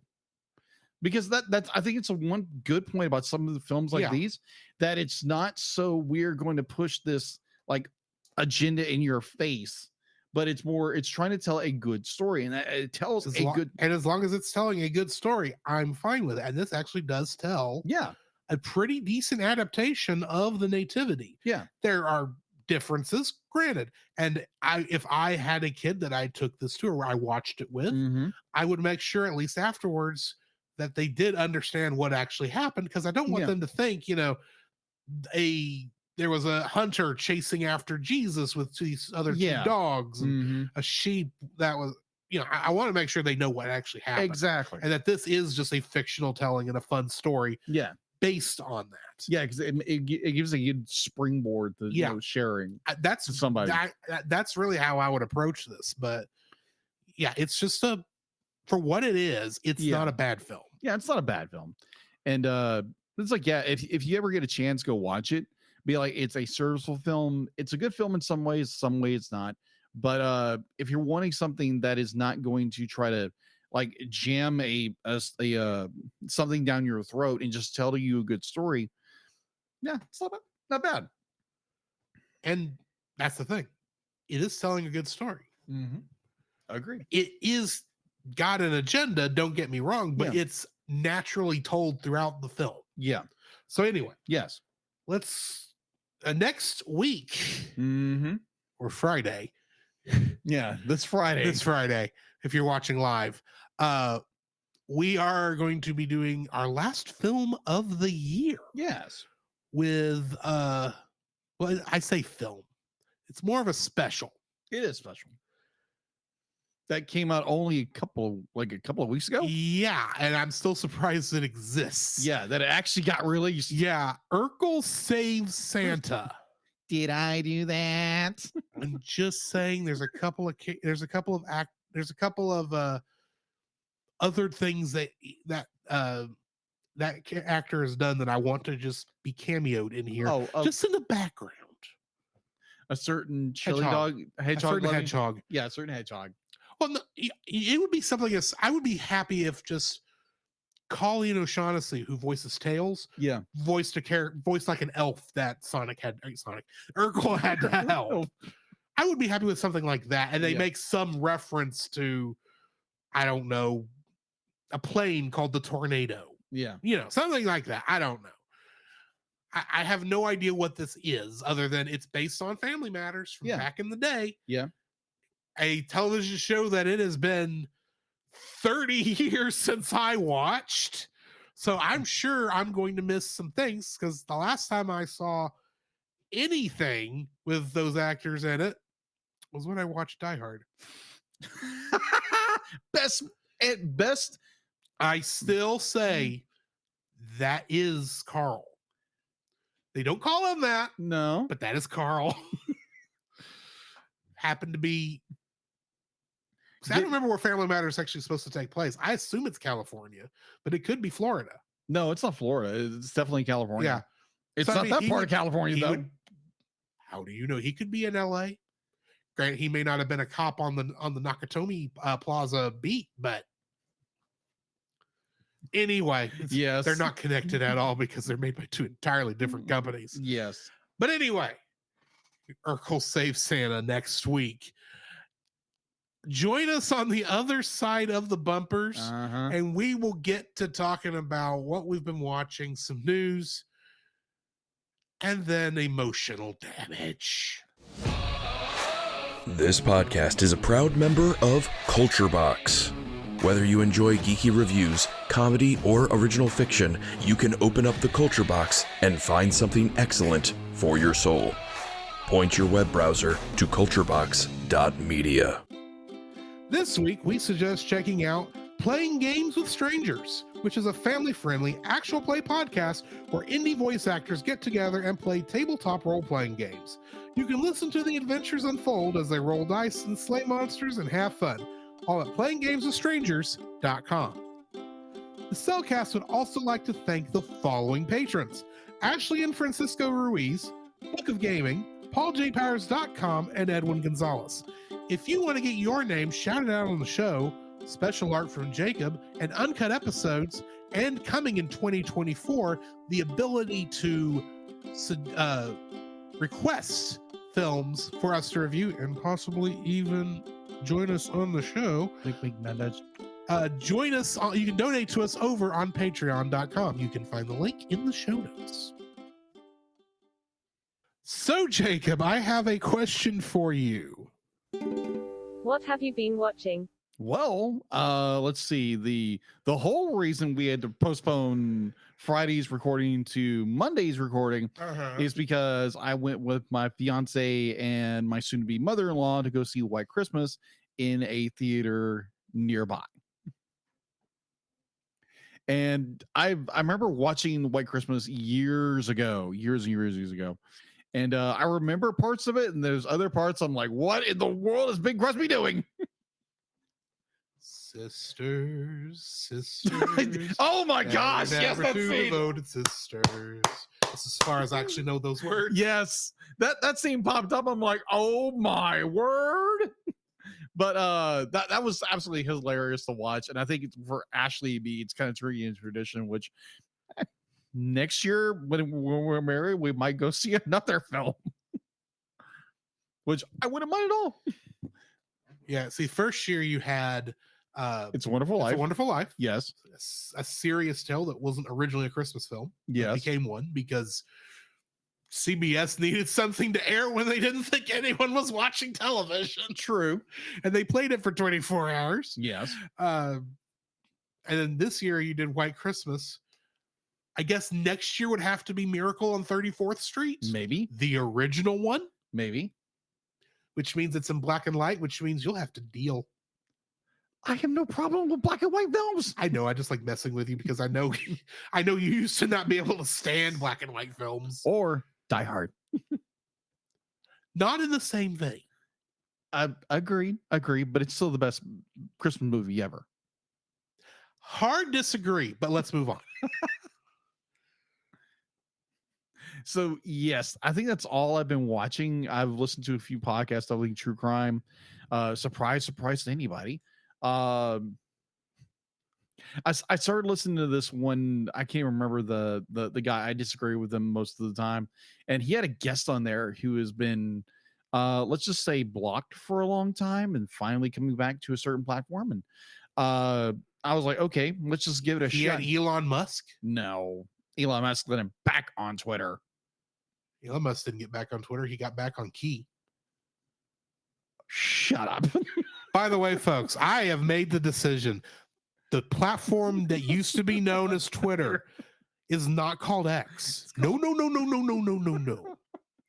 I take inspiration from Lord Xehanort himself. The platform is now called Key because it sounds cooler. But the certain infamous former talk show host, a nut actually, got on there and started ranting and raving about how everything else was his fault. Everyone wasn't. So many people. Yeah. Started ranting and raving that everything around like this thing and this and this and this was it was a conspiracy theory against me the entire time. And all they wanted to bring me down. If you don't understand this joke, if you get it, you get it. You don't. Wait a minute. Is this the guy from Fox News who was worried about the water turning the freaking frogs gay? No. I think it actually is. Maybe. Because you just don't know what I'm quoting. No, I don't. But I listened to like a couple. I don't remember the guy's name. Yeah, I'll tell you at the end of the story, at the end of the show. There were. I just remember there being remix videos on the internet of this guy going crazy. Oh, I think you're about Mr. Jones and me. I think that's his name. But anyway, yeah. So I listened to like probably not the same guy. Then. Yeah, I started listening to a little bit of that episode, and I was like, "You're a nut." Click. Like I was getting so mad about it, and I was like, "Nope, you're a quack." But no wonder they took you off platforms. So I'd be like, and then I turned on another more soothing called another true crime podcast. I was afraid you're going to talk about some other interview show where instead they were interviewing Donald Trump or something. Oh gosh. No. I don't want to torture myself that much. Not getting into politics at all. No, we're not. I'm just saying if there's someone I don't want to hear on a political talk show right now, it's Trump. Yeah, that's true. I keep trying to build this voice of Trump in my head and I can't. I can't do the voice, so I'm not even going to try. Yeah, but either or. But yeah, for the most part, I think is what I've been watching, except for just White Christmas. And yeah, that was a fun night. Let's just say that. All right. Yeah. What have you been? Well, for you, what have you been watching? What have you been playing? And what movie have you seen again? Let's get the easy one out of the way Yeah. first, shall Roar. we? So, folks, ladies and gentlemen of the podcast nation, this Thursday is my birthday. Yay. And I have in my family, we have a tradition Mm-hmm. that, at least between me and Mama, Dad didn't care because Dad didn't like movies that much, Mm-hmm. as much as we do. He Yeah. likes some films, but Fair. anyway, Fair. that we go and watch a movie that is coming out for my birthday. She pays for my tickets, any drinks, and we have dinner Mhm. out. We had Juicy's this time, by the way. Nice. And the film that we were going to go see is Godzilla -1. Mm-hmm. What surprised me about 24 hours before I was to meet her in town. Mm-hmm. Well, I was going to meet my dad there too, but the original intention was that he was Yes. going to just wait around in town and pick her up and then go home. Yeah. He decided to come with us. Right. Now, ladies and gentlemen, do not get me wrong. I love my father. He was the only reason we did not invite him was not because he was not welcome. Right. We would have gladly had him there if he wanted to be there. Mm-hmm. And surprisingly, he did. The reason we did not invite him is because this style film usually is not his kind of film, Yeah. Not a cup of tea. Got it. which is fair. Yeah. I don't expect everyone to like everything I like. Right. And there's just this sort of thing, just by description, because we're saying Godzilla. Yeah. What comes to your mind when you say the word Godzilla? You only having watched, I think, what, 3-4 films total? a handful of. Yeah, maybe 5 at the most. I think more of the more modern Godzilla, the American Godzilla films, Right. where it's just be like Godzilla trashes everything and stupid humans get in the way. It's goofy, right? Yeah, it's It's good. fun. It's campy stuff. Yeah. It's not meant to be a dark, serious film. Yeah. I knew this was going to be a bit of a dark, serious Yeah. film. And because of the fact that it takes place during the American occupation of Japan immediately following World War II, Mm-hmm. a time period in which I was not 100% sure how my dad would react, much less the fact that this is a subtitled only feature from Mm. Japan. Mm-hmm. You have to understand, these all add up to, in my mind, not my dad's cup of tea, Mm-hmm. and that's fine. Yeah. So he surprised me for my being there, and I think in his mind, and I understand this, he was thinking what you were thinking. Mm-hmm. I'm going to go see Godzilla destroy stuff. Yeah. Granted, that's 9/10 of why any Godzilla fan goes to see a Godzilla movie. Exactly. Is you're Godzilla going to stomp see on something. Godzilla destroy stuff. Yeah. But this is not the focus of this film. Right. We have reviewed a film that kind of has the same start Mm. to this, Okay. but I will say that this film was more hopeful than the film that we reviewed. Grave of the You- Fireflies? Yeah, That's what I thought. You didn't like this film. Now, going into Godzilla -1 and knowing it's taking place after that, of course, first thought, it being Godzilla, he's an atomic monster. My thought was going to be they're going to drop the atomic bomb on in either Hiroshima or Nagasaki, Mm-hmm. and that's going to somehow awaken Godzilla. Mm-hmm. No, it's still the Godzilla's already on Odo Island, Really? just like where they found him in Godzilla 54. Okay. He's not mutated yet. Mm. So he's a little lizard? He's not little, but he's littler than he is later in the film. Okay. He would have been like twice the size of a palm tree. Oh, okay. Like, he's okay, a okay. big boy. Let me put it this way. There is a scene where in the opening of this film where you can see he is as tall as a lookout tower. Mm-hmm. So, tall enough that a person could run up and try to watch stuff out at sea. Mm-hmm. And he's big enough that he can hit that with his snout if he turns the right way. Gotcha. And then one of the atomic testing events, this time Crossroads, Mm-hmm. which is at Bikini Atoll, Yes. is the one that mutates him. But they don't spend a lot of time on it because, let's face it, much like Bruce Wayne's or Batman's origin story and Spider-Man's origin story and Superman's origin story, we don't need to see the origin story again to know what happened. Yes. You just give a brief glimpse, let us see what happened, and then we move on. This film, while it is as depressing as Grave of the Fireflies was, it earns the thing. Yeah. It's meant to show you this is the devastation that is going on, and then of course Godzilla comes up and makes it worse. It follows the story of, and you'll probably find this interesting, there a found family, basically. Little daughter Akiko, who is about 2 years old. At the climax of the film, at the beginning, she's not even one yet. Okay. Her adopted mother, because of the fire bombings and her parents were dying, her mother shoved her in this girl's arms. Oh, okay. And said, please take care of her before she died. Yeah. And this woman is Noriko, who is just a citizen of Tokyo who survived the fire bombings. Yeah. Because the fire bombings were a lot worse than the atomic bombs were in terms of how it affected people. Yeah.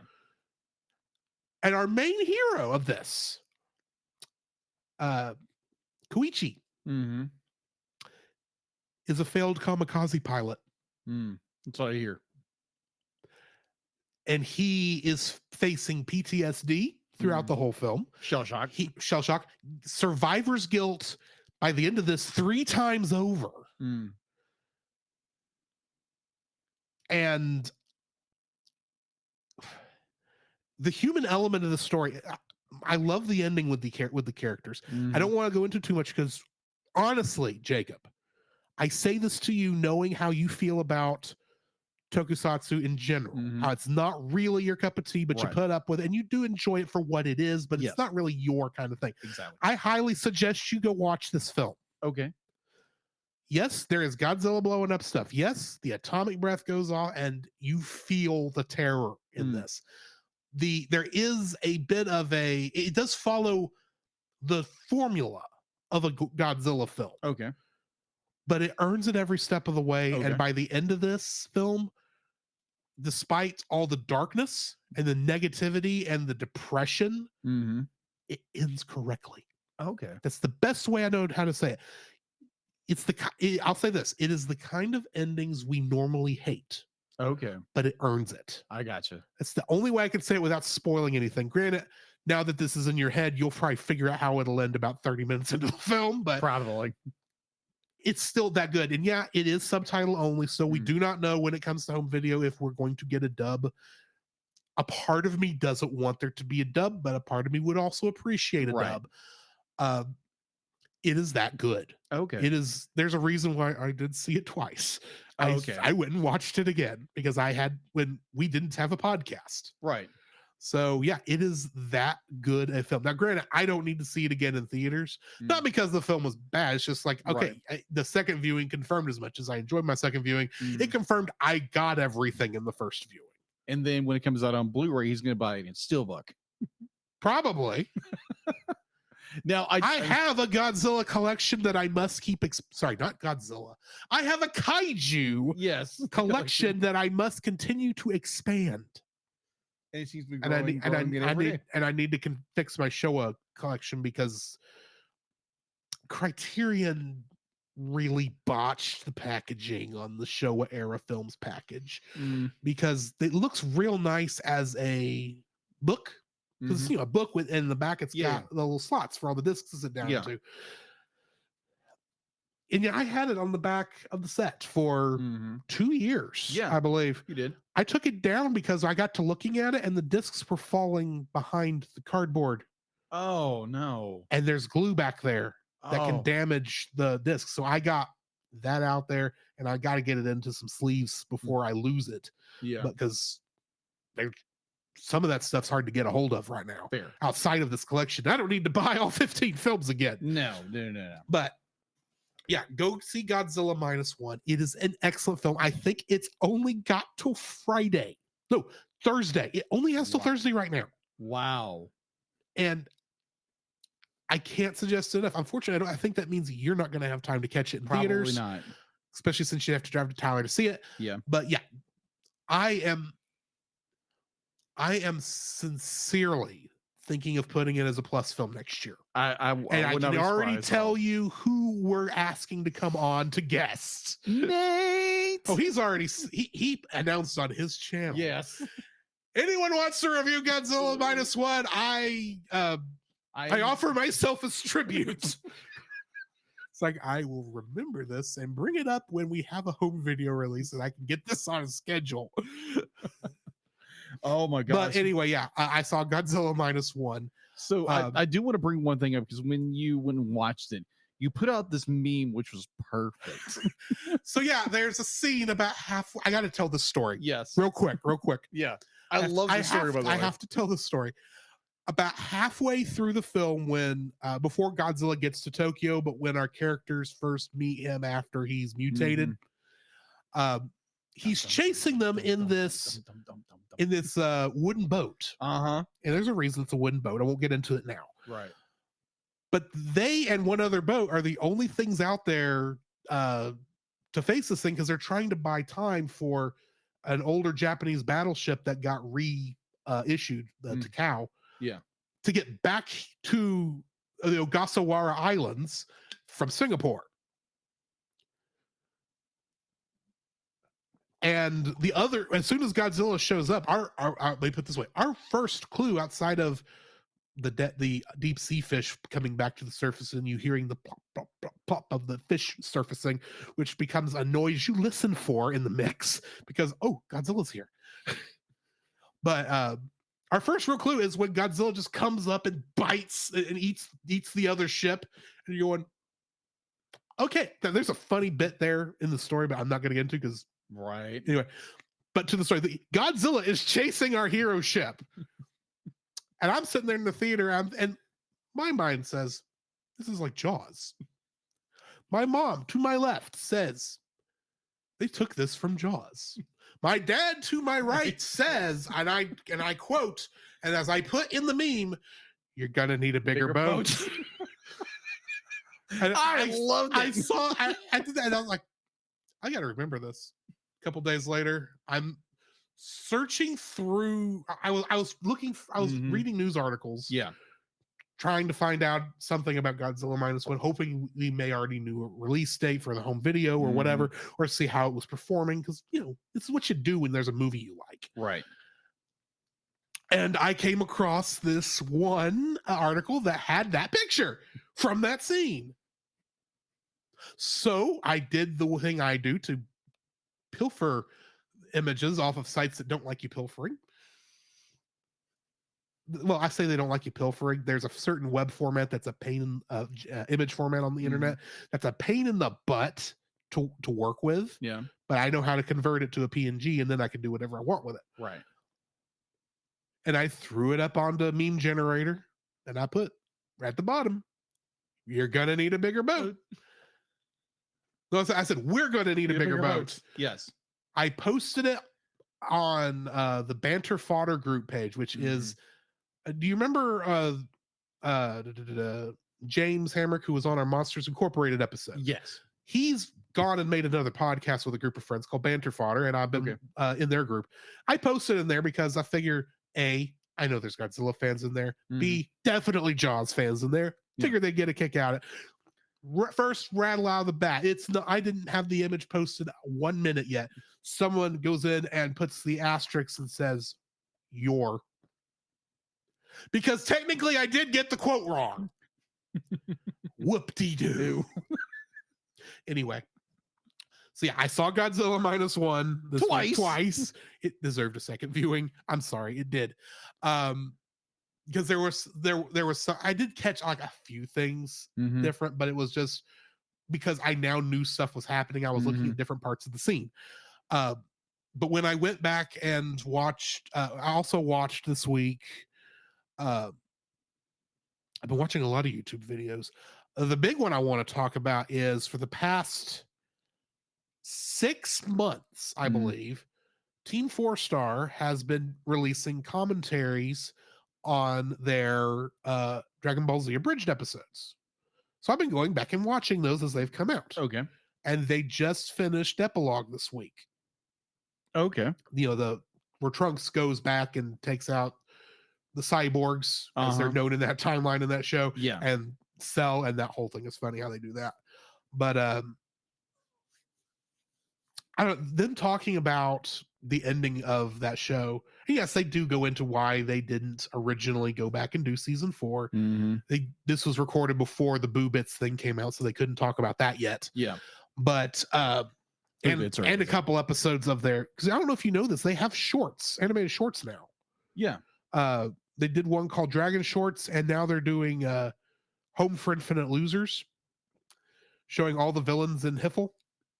You have to say it that way. Yeah. Working under Golf and Mez. Oh my god. And it follows Cell primarily. Oh, too funny. But there's a couple of those that have come out that they couldn't talk about, even though you see they do show clips in the video because the video was edited along after. Anyway, but I did watch that. That was it was fun hearing about people who honestly were far more passionate about not just what they were doing, but Dragon Ball in general. I think far more than Crunchyroll is. Oh, okay. And Funimation is. I gotcha. Because to some degree, and granted, Funimation was willing to play ball. Toei wasn't.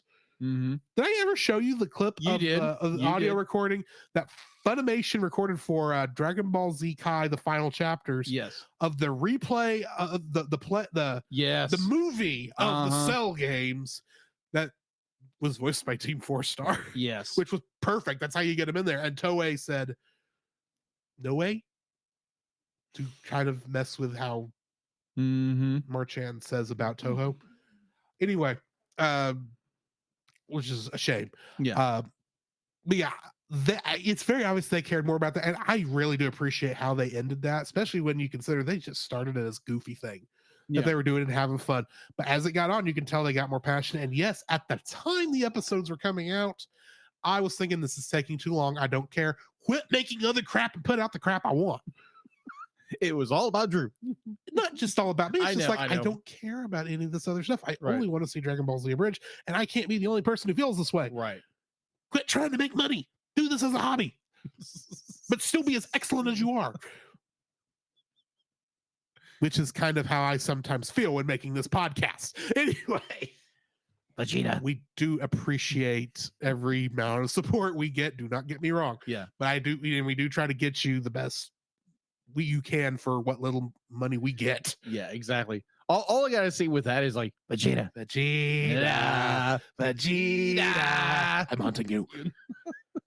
Vegeta, look, more bald people. There's the tall one, the two short ones, and Vegeta, look, a Pokemon. I'm not a Pokemon. I'm Chaozu. You hear that, Vegeta? It's a Chaozu, and I'm gonna catch it. I keep telling you.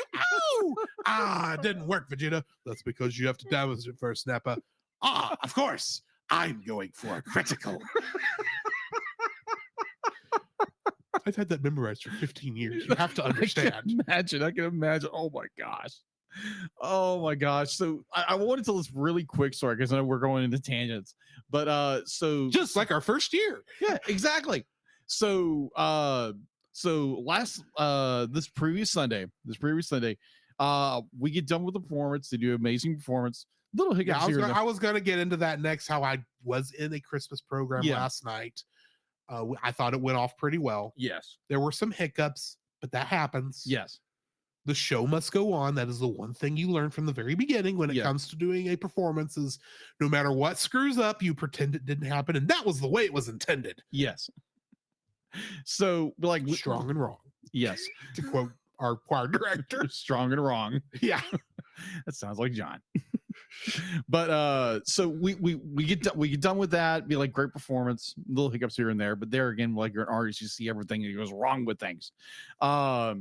So I'm locking up the church. You're a critical reviewer, and you see everything that goes wrong with things. Exactly. In all fairness, that I notice things a lot more now than I did 4 years ago when we started this show. I got you. So I'm locking up everything, making sure everything's locked up. And so I get done. Or who was it? No, be like, I run into John. I run into our choir director, John, and he's like, "Hey, I'm already on my way over here." Be like, "Do you want me to lock up?" Sure thing. So I boogie on the way out, and I run into our friend Al Lampert, and he's like, "Hey, what are you doing?" Be like, Friend of the show and pretty much our tech senpai. yeah, you had to say that. I'm sorry. If I ever have any question about tech, I'm going to him. That is true. And he's going to show me this cool thing that's entirely out of my price range. But I said, I run into him. I was trying to get out the door before the alarm goes off. Right. And he's like, "Hey, do you want to go grab some food?" And I was like, "Sure, why not?" So I hop in his vehicle. We go drive down to this little restaurant that's absolutely amazing. I don't remember the name of it, but they serve amazing tacos where we live. It's amazing. Is this the one that's there's one he was telling me about that's in the old church's chicken. Yes, that's it. Okay. Yeah, I know That's which one you're talking about. I don't remember the name of it either, but Yeah. I know where it is. Yeah. So we're walking outside. I'm gonna be as PG as I can with this joke. And it's freezing out there. Yeah, I know. it's night. cold. It was cold. So I get in the car and I've got my drink and I start to think. He started to pull out and I was like, "Oh crap! Where's my cup? Where's my cup? Where's my cup?" And then it turns into a cup joke, like a guy would wear cup. Yeah, joke. yeah. So You really have to be careful sometimes what you say around now. yeah, exactly. So here's the problem. If anybody be like, we've been doing this shit for 5 years almost, or 5 years now. We're coming up on 5. Okay, 4, like four and a half. The first weekend of February. Yeah. Well, technically the second weekend in January is when we recorded. Yeah. But the release is in February. Yes. So with that said, we're almost 5 years out. And for any amount of time, be like, people know I get into giggle fits. No. So Al starts making this joke. Insert every clip this has happened from on the podcast here now. And I start. Does he get back into the 3 Vayner joke? No, it was dark. It was dark in his vehicle, so you couldn't see it because I kept thinking that the entire time. So I am laughing so hard, my abs are hurting. Yeah, and to the point where I'm wheezing. It's like, "Hey, dude, can you breathe?" Sure. And he keeps going, just going and going. I am laughing so hard, it's not even funny. Yeah, and to the point we get to a light, and all I was doing is sitting, be like, "I'm not joking, not laughing at all." And we're just both giggling beyond belief over a cup joke. It happens. It does. It happens. And it's wonderful when you can just let loose and just be goofy and silly, be yourself around people, because most of the time you don't get to be yourself around others. The sad part is we have a lot of this recorded somewhere, and I don't want to go back and find it. But yeah, I thought it was funny because I'm outside of Meanwhile at Castle Grayskull. Oh gosh. So yeah, that was a very fun little journey to go get tacos, then talk about stuff. Anyway, yes. So let's get into. Well, I do still have one more thing that I did play. That's what I thought. You did mention that. Yes. I bought myself a birthday present. Baldur's Gate 3. Baldur's Gate 3. Okay, I've heard of this. It is a based on D&D 5th edition. Okay. It plays like D&D 5th edition, or as much as you can simulate it in a video game environment. It's actually very fun. It's got like, here's the cool thing about it. Every game that, I know you've played some games. Yes. Most games are linear, right? You play, you do one event, and that leads to another event, one level to another level, so on and so forth. I've only been playing, I think, a total of 5 or 6 hours by now. Right. This does not include restarts where I realized I needed to back up. I had to replay sections because the one problem I really do have with this game is that the autosave is not happening fast enough. Fair. But you would think it would at least do it when you leveled up, and it doesn't. But anyway, because I've had to re-level up characters, which is annoying. But events occur in this that just because of a random choice you made, all of a sudden now this other character is like a devil now. He's no longer a human. He's a devil because he got his patron mad. Oh, Because you did the right thing by not killing the person he was supposed to kill. Because she was not actually evil. She was either way. It's kind of cool like that. Where it's like your choices actually, while you are still playing a constructed game and there is a story and you can only get off the rails so much. you're right. It is nice that at any time you can do something, you can make a mistake you can have a bad roll. Yeah. And it will affect everything, and there's nothing you can do about it. Okay. I mean, there are some things, but that takes the fun out of it. True. I like things like, oh, you failed the persuasion check. Now this dog is angry at you, and you must kill it. Actually, that never happens because I am good with dogs. The dog is nice, and he actually is running around with me and taking out skeletons all the live long day now. Nice. So, either way. So I picked up that, and I've been enjoying that game for the past week, which is why I haven't watched much else. Fair. Except for, of course, what we're reviewing tonight. So that's pretty much what I've been playing. Why don't we go ahead and jump into the news? Yeah. The Cellcast News with your host Jacob Heron.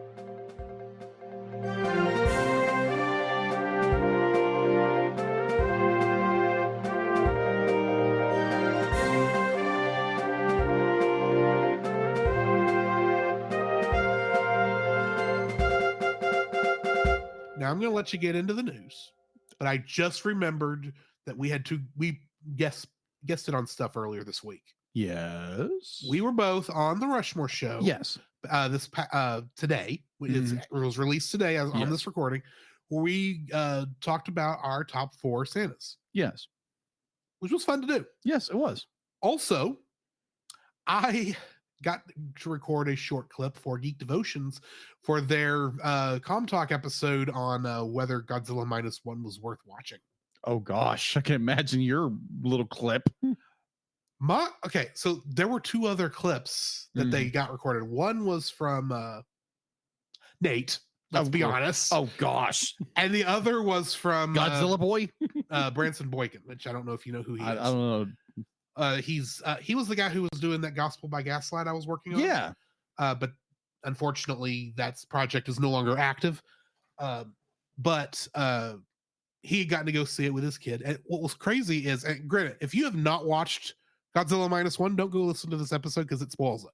Gotcha. We all 3 went into depth of different scenes, and without planning it, he talked about the beginning, I talked about the middle, and Nathan talked about the end. No planning went into that whatsoever, and then Dallas and Celeste fill in all the rest of the gaps. Nice. And the consensus was, because all 3 of us at the end said, go watch this film. Yes. And everyone pretty much said, go watch this film. But anyway, sorry. I got you. What do we got in the news? All right. So, thank you, Deela. Give Deela the credit is due. Thank you, Drew, for chiming in. Deela says, you're welcome. For a change. And apparently, I need to shut my mouth. What is wrong with you, Deela?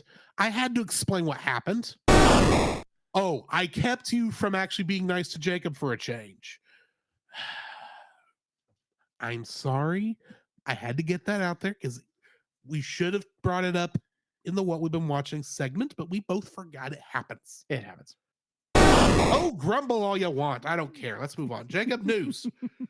All right. So Hayao Miyazaki's The Boy and the Heron has a magical opening weekend here in the United States, shattering. Go ahead. Oh, thanks. I'll get to it in a minute. Okay. Let me start over with that. Hayao Miyazaki's The Boy and the Heron had a magical opening weekend here in the United States, shattering previous recording records of the original anime of an original anime not based on an IP, with a $12.8 million worldwide release opening in 2,205 theaters. The film has posted $4 million on Saturday after having a $5.55 million Friday. By doing this, the widely accepted movie has added is able to set many new records for an original 2D in an anime film here in the United States box office. Yeah, so yeah, The Boy and the Heron are doing very well. So apparently we need to go watch this thing at some point. At some point we do. I Yes. actually got to see the trailer for this in front of my second viewing of Godzilla -1. Really? It looks good. I agree. All right, so going into a little bit more news. So apparently 3 films that never got to go the light of day or the bright lights of the theater is finally coming to theaters for a change. You're welcome for me finding this. Say what? I found this news story and put it in the Facebook group last week. Ah, You didn't see it, did you? no, I didn't see it. Okay, continue. Okay. All right. 3 featured films from Disney Pixar. 2020 Soul, 2021 Luca, and 2022's Turning Red will hit the big screens for the first time. Thanks, Disney. No, I wasn't mad about that at all. No. Here's the cool thing about this. Do you know what caused them to decide to do this? no. Elemental. It was doing so, it was only doing so in Yeah. the box office originally. And it wasn't, and apparently the reason was that they believed was because audiences had been trained that these films were going to be hitting Disney Plus sooner rather than later. Yeah. People were just eschewing the cost of going to the theater to watch Makes it with their sense. kids and instead waiting for it to come out on Disney Plus where they can watch it in the comfort of their own home. Fair. I get it. And Yeah. that's been our problem Yeah. with these releases straight to home video. And I'm sorry, streaming is home video. Yeah. It's just what it is. yeah. So That's what it's turned into. because Elementals happened to stay in the theater longer than other ones, not because it was doing poorly, but I think just because they had gotten some deal. Mm-hmm. It's like after a while when people realize, oh, this isn't coming to Disney Plus that quick, well, I guess we'll go see it in the theater. And it actually performed pretty well. In the second half of its release schedule, it performed better there than the first half. Really? Yeah. Huh. I still haven't watched the movie. I have no idea if it's any good. Yeah. Now, granted, be like, I've heard. Now, granted, these are a bunch of people who are just be like, "When everything sucks," Well, kind of people. nihilistic people are out there. That is true. For more on that, our Evangelion review is soon. But let me get back to where I was. Thank you for the little more bit of a trivia. We'll be hitting the big screen nationwide for the first time. Thanks, Disney. In 2024, tickets are on sale starting January 2nd, 2024 for a special engagement theater running, which will invite moviegoers to experience all 3 films the way they were meant to be seen ahead of the studio's 2024 theater of Inside Out 2. So here is my question for you, Jacob. What would that be? Are you going to the theater to watch any of these 3 films that we have watched and reviewed? Well, we've reviewed 2 of them. One of them we've only reacted to True. because we have not done a review on Soul yet. Yeah. But are you planning on going back and watching these films in theaters now that they're going to be there, even if for only a limited time? Possibly. I think it would be a good thing because I enjoyed Luca what it was. Soul was okay. Soul was an okay film. It wasn't the greatest film. It dragged a little bit. Yeah. Turning Red was fun. So to get to see some of those films in theaters, I might actually take the chance to actually go watch them. I probably will not see Soul Okay. just because I don't like the film. Okay. Fair. I probably will not see Luca because, and I really do believe this, that film is not really, while it's made for a theater, it's not going to, I think, impress me more in a theater. It doesn't feel like it's something that I would have to go to a theater to see. On the other Turning hand, Red, I probably will have to because it ends with a kaiju battle Yes. between mother and daughter. And I could smell a crossover coming with that one. Oh, yeah. Yeah, exactly. Nate, if you're listening, We will be in touch whenever we get. Well, no, because we've already reviewed Turning Red. we can always review it. We only do that for the first year stuff when we had the different review schedule, review format. Or here's a good idea. We tell mate like, hey, Well, can we do it over on your we- show? Okay, I will tell you that I will do this. Okay. I will promise this. When those slots open up, if one is available, whether I paid for it or not, because some of these I did get on the scholarship plan because of the guy who just kept buying, wasn't reducing his pledge over there. We love one of those. That would be nice. Yeah, and he doesn't have that many movies to review, so they just say, oh, just give it to somebody else. And some of the ones that we're on tap to review are done that way.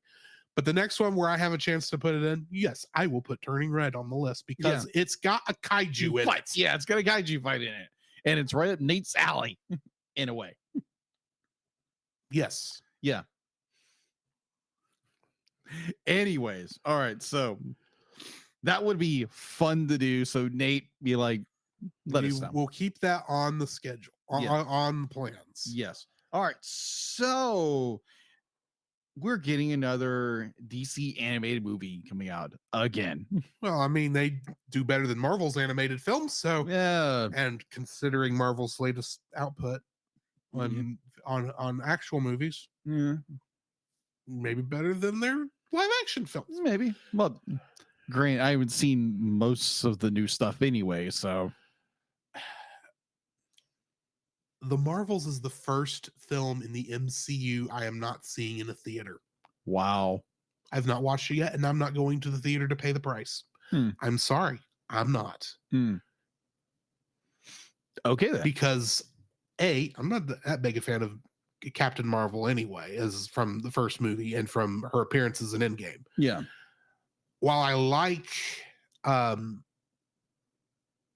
Kamala Khan and the other character from WandaVision, Rambo. Yeah. Sorry, Trouble. That's what she calls her in the first. In that the is first, true. In the first film, Captain Marvel film, she calls her Trouble. I like those characters; they're done very well. But at the same time, I've seen Marvel's output recently, and it's really saying something that I did not finish the last 3 television shows they put out. That is saying something. I will try second season of What If, because the first season was pretty good. Granted, some of this stuff I'm probably not going to get if I've not seen the newer stuff, I'm guessing, but maybe at least the episodes were good. So yeah, we'll see. Okay. Fun fact, we actually recorded a review at one point of the first episode of Marvel's What If, but it never got released because we didn't have time to review the rest of them. Back on the old style TAS schedule, and I have no idea what happened to that audio. All right. I'm sorry. I'm you're minded today. No, okay. All right. So based on the limited DC Comics series, what was this called? Justice League Crisis on Infinite Earths. Okay. They have created one of the most famous DC graphic novels. Yes, of all time. By Marv Wolfman and George Perez. Yeah. I own a copy somewhere. Yes. Join DC superheroes from across the multiverse for the first of 3 parts of the DC's new animated film, Justice League Crisis on Infinite Earths Part 1, which marks the beginning of the end of the Tomorrowverse story arc, whatever that is. Probably something they've been doing in the last couple movies. Probably. The official trailer for the new animated feature has arrived. Illustration: the cosmic threat facing the heroes from different realities. So yeah, that's probably going to come out in the next day or so. Okay. Yeah. So that's all I have for the news, unless you got something else that might be kaiju related. Not that I know of. Okay. Yeah, not that I know of. Yeah. So why don't we go into our review of Emotional Damage, the anime, also known as Neon Genesis Evangelion.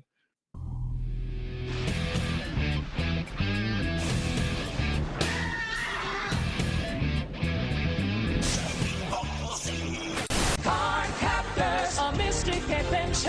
Card Captors, a quest for all time. She is the one named Sailor Moon.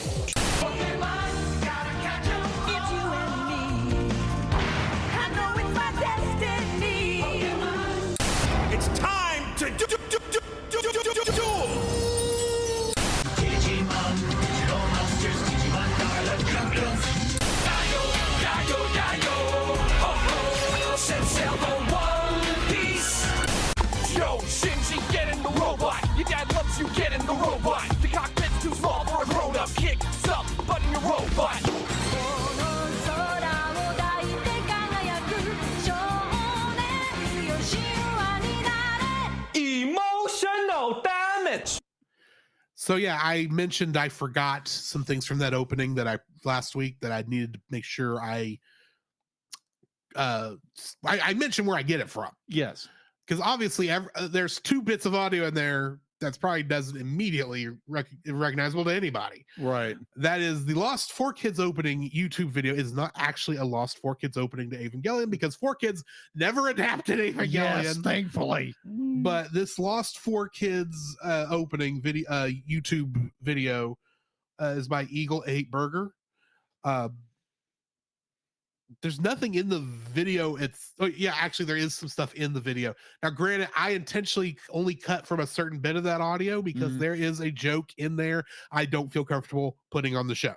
Gotcha. Bear that in mind. Fair. Also, the emotional damage is from Stephen He's videos. Mm-hmm. So now that all of that is covered, and I have to some degree, I need to mention this every week just so that, copyright wise, no one can get a hold of us. And even then, possibly they could. But moving on, cite my sources. That's the word I'm looking for. Yes. Neon Genesis Evangelion, episode 3. As always, these episodes have 2 titles. Of course. One in Japanese, one in English. And in this case, we have The Silent Phone, a transfer. Director was Hiroyuki Ishido, and of course, written by Hideki Anno. New cast members for this episode, we have Toji Suzuhara, who was voiced by Tomokazu Seki in the Japanese version, Joe Pisano in the ADV original dub, Brett Weaver in the ADV director's cut dub, and Johnny Young Bosch in the Netflix dub. Yeah, what character does he play again? The one that punches Shinji twice. Oh yeah, the classmate. That classmate. Oh, okay, yeah. The other classmate, Oh gosh, him. Kensuke Ida, who apparently likes doing military drills by himself in the middle of a field for no good reason. I'm sure that'll explain at some point. In the Japanese version, he's voiced by Tetsuya Iwanga. In the ADV dub, Kurt Stoll, and in the Netflix dub, Benjamin Diskin. Lastly, we have Hikari Horaki, which is the class president. Played by Junko Iwao in the Japanese version, Carol Emerson in the ADV dub, and Abby Trott in the Netflix dub. In this episode, the angel that appears, actually have 2 angels in this episode. Yes. First is Sachiel, again, but in this case, he is a simulation and not real. He is dead completely. I don't think we ever see him again. I could be wrong. You would know better than I. It's been a while. Yeah. Also, we get Shamshel. Sachiel, I did not mention last week where Sachiel's name came from, so since he appeared here, I'm taking advantage. Sachiel is named after a cherub and resident of the first heaven. This angel is supposedly invoked from the south, possibly referenced in Sachiel's path towards Tokyo 3. Gotcha. In addition, the name Sachiel is likely sourced from the Hebrew word that basically is the same thing, meaning covering of God. Shamshel, the next one, is named after the ruler of the fourth heaven. I should point out that this is all Jewish tradition more than anything else. It is not actual Jewish, not scriptural beliefs. I think even in Judaism, much less Christianity. Yeah. Just want to put that out there so we're not confusing anybody. But yeah, Samshel is said to have guided the prophet Moses through paradise.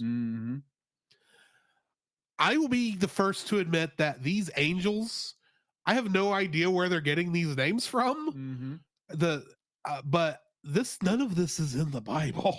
No, it's just want to put that out there because they're just pulling from Jewish mysticism, basically. So just be aware of that. There's a lot of imagery in here that is pulled from Jewish mysticism along with Christianity and Judaism. So knowing that we're Christians, be aware that not all of this is stuff we actually believe. Good point. The notice board On the wall of the shelter Kensuke and Toji are in translates to Geo Shelter 334, Disaster Prevention Department, Tokyo 3, total floor space 2,000 meters squared, maximum capacity 250 people. There's only 250 people in that room. Apparently. Oh, wow. No more than 250 people. Right. That is until someone decides they have to go use the restroom. Yeah. The notification on the TV screen says a special state of emergency has now been declared for the entire Kanto Chubu region surrounding the Tokai district. This is the district west of Tokyo proper. Gotcha. In our world. Gotcha. Further information will be reported as it comes in, is what the rest of that said. At the end of the episode, Kensuke is creating a 3D model on his computer. Some have confused it with Shamshell, but according to the production notes, he's actually trying to make a 3D model of the entry plug. It's a little inaccurate because it's based on memory from when he was in it. Makes sense. Yes. The version of Fly Me to the Moon that is in the ADV and Japanese dubs of the show, and this version is the normal version, this time sung by Yoko Takahashi. Yeah. Who is the singer of the main theme song of the show, Cruel Angel's Thesis. Right. She also contributed theme songs to the following animes: Ah My Goddess, Pumpkin Scissors, Ranma 1/2, and This Ugly Yet Beautiful World.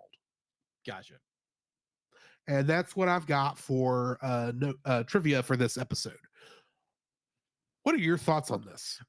This is obviously the third episode of like 24, 25. Yeah, it's something like that. But it's like obviously you get episode 1 amazing. Episode 2 is like, what the crap's happening? Yeah. Episode 3 is like okay. Now we are getting more proper into the characters, what's going on. Shinji's already moved in with not Ritsuko, sorry. Crap. What? Masato. Yeah, Masato was already moved in with Masato. I'm sorry, you were saying that. I was going, I know her name. Yeah, Masato. What is her name? Yeah. Like I didn't read it because she wasn't new this episode. No. But and so be like Shinji's learning more how to do things. He does everything kind of automatically, what people say. He doesn't do things of his own free will. He just does it because he believes that people do. If he does something for somebody, they will give him praise for what he does. And it's this idea of a young man who's been severely traumatized and thinks that if he does something, people will praise him for it. And that's the whole reason he does things. But and like, to be frank, these two episodes are kind of like, you get this episode where Shinji, episode 3, we get Shinji who's back in the pilot seat of the Eva and encounters another angel, and 2 of his classmates having to get out of the shelter, and he has to save them from the angel. He winds up defeating the angel, and that's basically what happens. Yeah, the entire episode. Like, it's good, do not get me wrong. It's, again, this episode is a very straightforward episode. Very straightforward. No the closest thing is you do get a mention of the hedgehog's dilemma, but they don't explain really what it is. Explained. And they also are showing that he's just the kind of person who, the way he's getting through life is just doing what people tell him to do. He doesn't really have any agency for himself. Yeah, exactly. Like this idea of the hedgehog's dilemma. You have this idea where a person is they're so afraid that to get close to people, they shut down. And I think in some ways, in some very small aspect, I can relate to that in some capacities, where you're so scared to be like you're going to mess up or something like that. You don't want to be around people too much. Yeah. And I remember being a lot younger and be kind of like, oh, I can connect to that in some capacity. But obviously, thank the Lord, I've kind of grown up a little bit more. So I think at one point in my life, I could connect with Shinji in some capacity. Just do what people ask you to do, because that's the only thing you think to do. Keep talking. I'm communicating. Yes. But yeah, this episode, it's good because they're gonna be like, it's like Shinji's classmates become a hazard in the story. So Shinji has to act, or at least Masato has to act, and Shinji has to like save them, and so that kind of solidifies their friendship after oh, I had his name just a second ago. Well, you're kind of- Toji. Yeah, Toji be to like, some degree, you are jumping into the next episode. kind of. No, you really are, because they don't Really? make up until the end of episode 4. That is right. That is So right. you have jumped into the next episode. I'm jumping the Ava. In all honesty, these 2 episodes really do play better right after Agree. the They other, kind of just merge. which it'll be interesting when I get to the trivia for the next episode. Agreed. One to the point because I just had his name. It's like, oh, Toji would be like, he's still kind of dealing with his sister getting hurt, and he blames the Ava pilot. He blames Shinji, and he winds up, clobbering him, as he says in the ADV dub. But it's be like, it does some really interesting character development, and we're starting to understand a little bit of what's going on. We don't understand it fully. You get into episode 5 and you start really understanding things. Right. Oh, a little bit. But I think these early episodes, you're starting to learn a little bit more. Because obviously we learned, be like, the Avas are not mechs. They're something else. We already know that from the end of episode 2. Yes. Even though we don't know what they are other than Mm. biological. Yeah. Either way. This is like we said, this is a very straightforward Mhm. episode. Yes. It is really event to event. Mhm. It is an important one to get, because here's the thing: Shinji does need friends. Yes. He Agreed. does not have any right now. No, he doesn't. And you can see that this is going to be the start of a friendship. Mm-hmm. And I do know that much because that is in 1.0 You Cannot Advance, Mm-hmm. which is where I actually ran into the story the first time. Yeah. Because we have not left where that movie was just, that franchise was just doing a scene by scene Yeah. Exactly. tracing, basically. Yeah. But this is important, at least to show that Shinji's not the kind of person who is able to make friends easily. Yeah. Fair. And this, at least we are seeing the start of a friendship, even though it has not solidified yet. Or it didn't start off in the most. It's not the most happiest way to start a friendship, Yeah. but it's also a very natural one that I Yeah. have seen before, Yeah. or similar ones. But anyway, Right. There's a part of me wants to say something, but I know what's going to Well, then happen later let's on. move so on I'm not into- going to say anything. let's move on into Yeah. episode 4 then, Okay. which is Rain After Running Away, Hedgehog's Dilemma. Mm-hmm. Director for this episode was Tsuyoshi Kaga, Mm-hmm. and I don't know who the writer was. Because IMDb lists Hideki Anno, but I think it lists Hideki Anno because Hideki Anno wrote 9/10 of this. Oh, okay. Okay, so I think I'm on the. I get to that. I will get to that. Go for it. Do you have the writer? Because they did list a writer on one of the other things. Yeah. Akio Satsukawa, I think is what that said. Okay. So that's the one that actually wrote it, and I'll explain why in a minute. This episode has no new cast. Yeah. So I don't have anyone to talk about here. Yeah, fair. In this episode, Ray is referred to as as the first children Mhm. for the first time in this episode. You're right. Shinji has already been referred to as the third in episode 1, Mhm. clearly implying there's another pilot whom we have yet to meet. Mhm. And I have a suspicion it's not Asuka. But I could be wrong there. I'm not saying a word. I have a suspicion it is similar to a person I saw in 2.0. You are not alone. Is that subtitle? Certain character who's wearing pink. No, that was she was on the cover of the third one because Asuka was on the cover of the second one. Are you referring to someone who happened to land on Shinji in that first movie? I'm not referring to Ray. No, landed on him.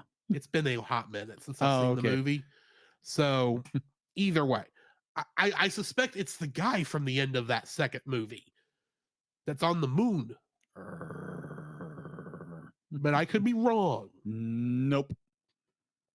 Anyway, this is the only episode that series creator Hideki Anno did not write or co-write.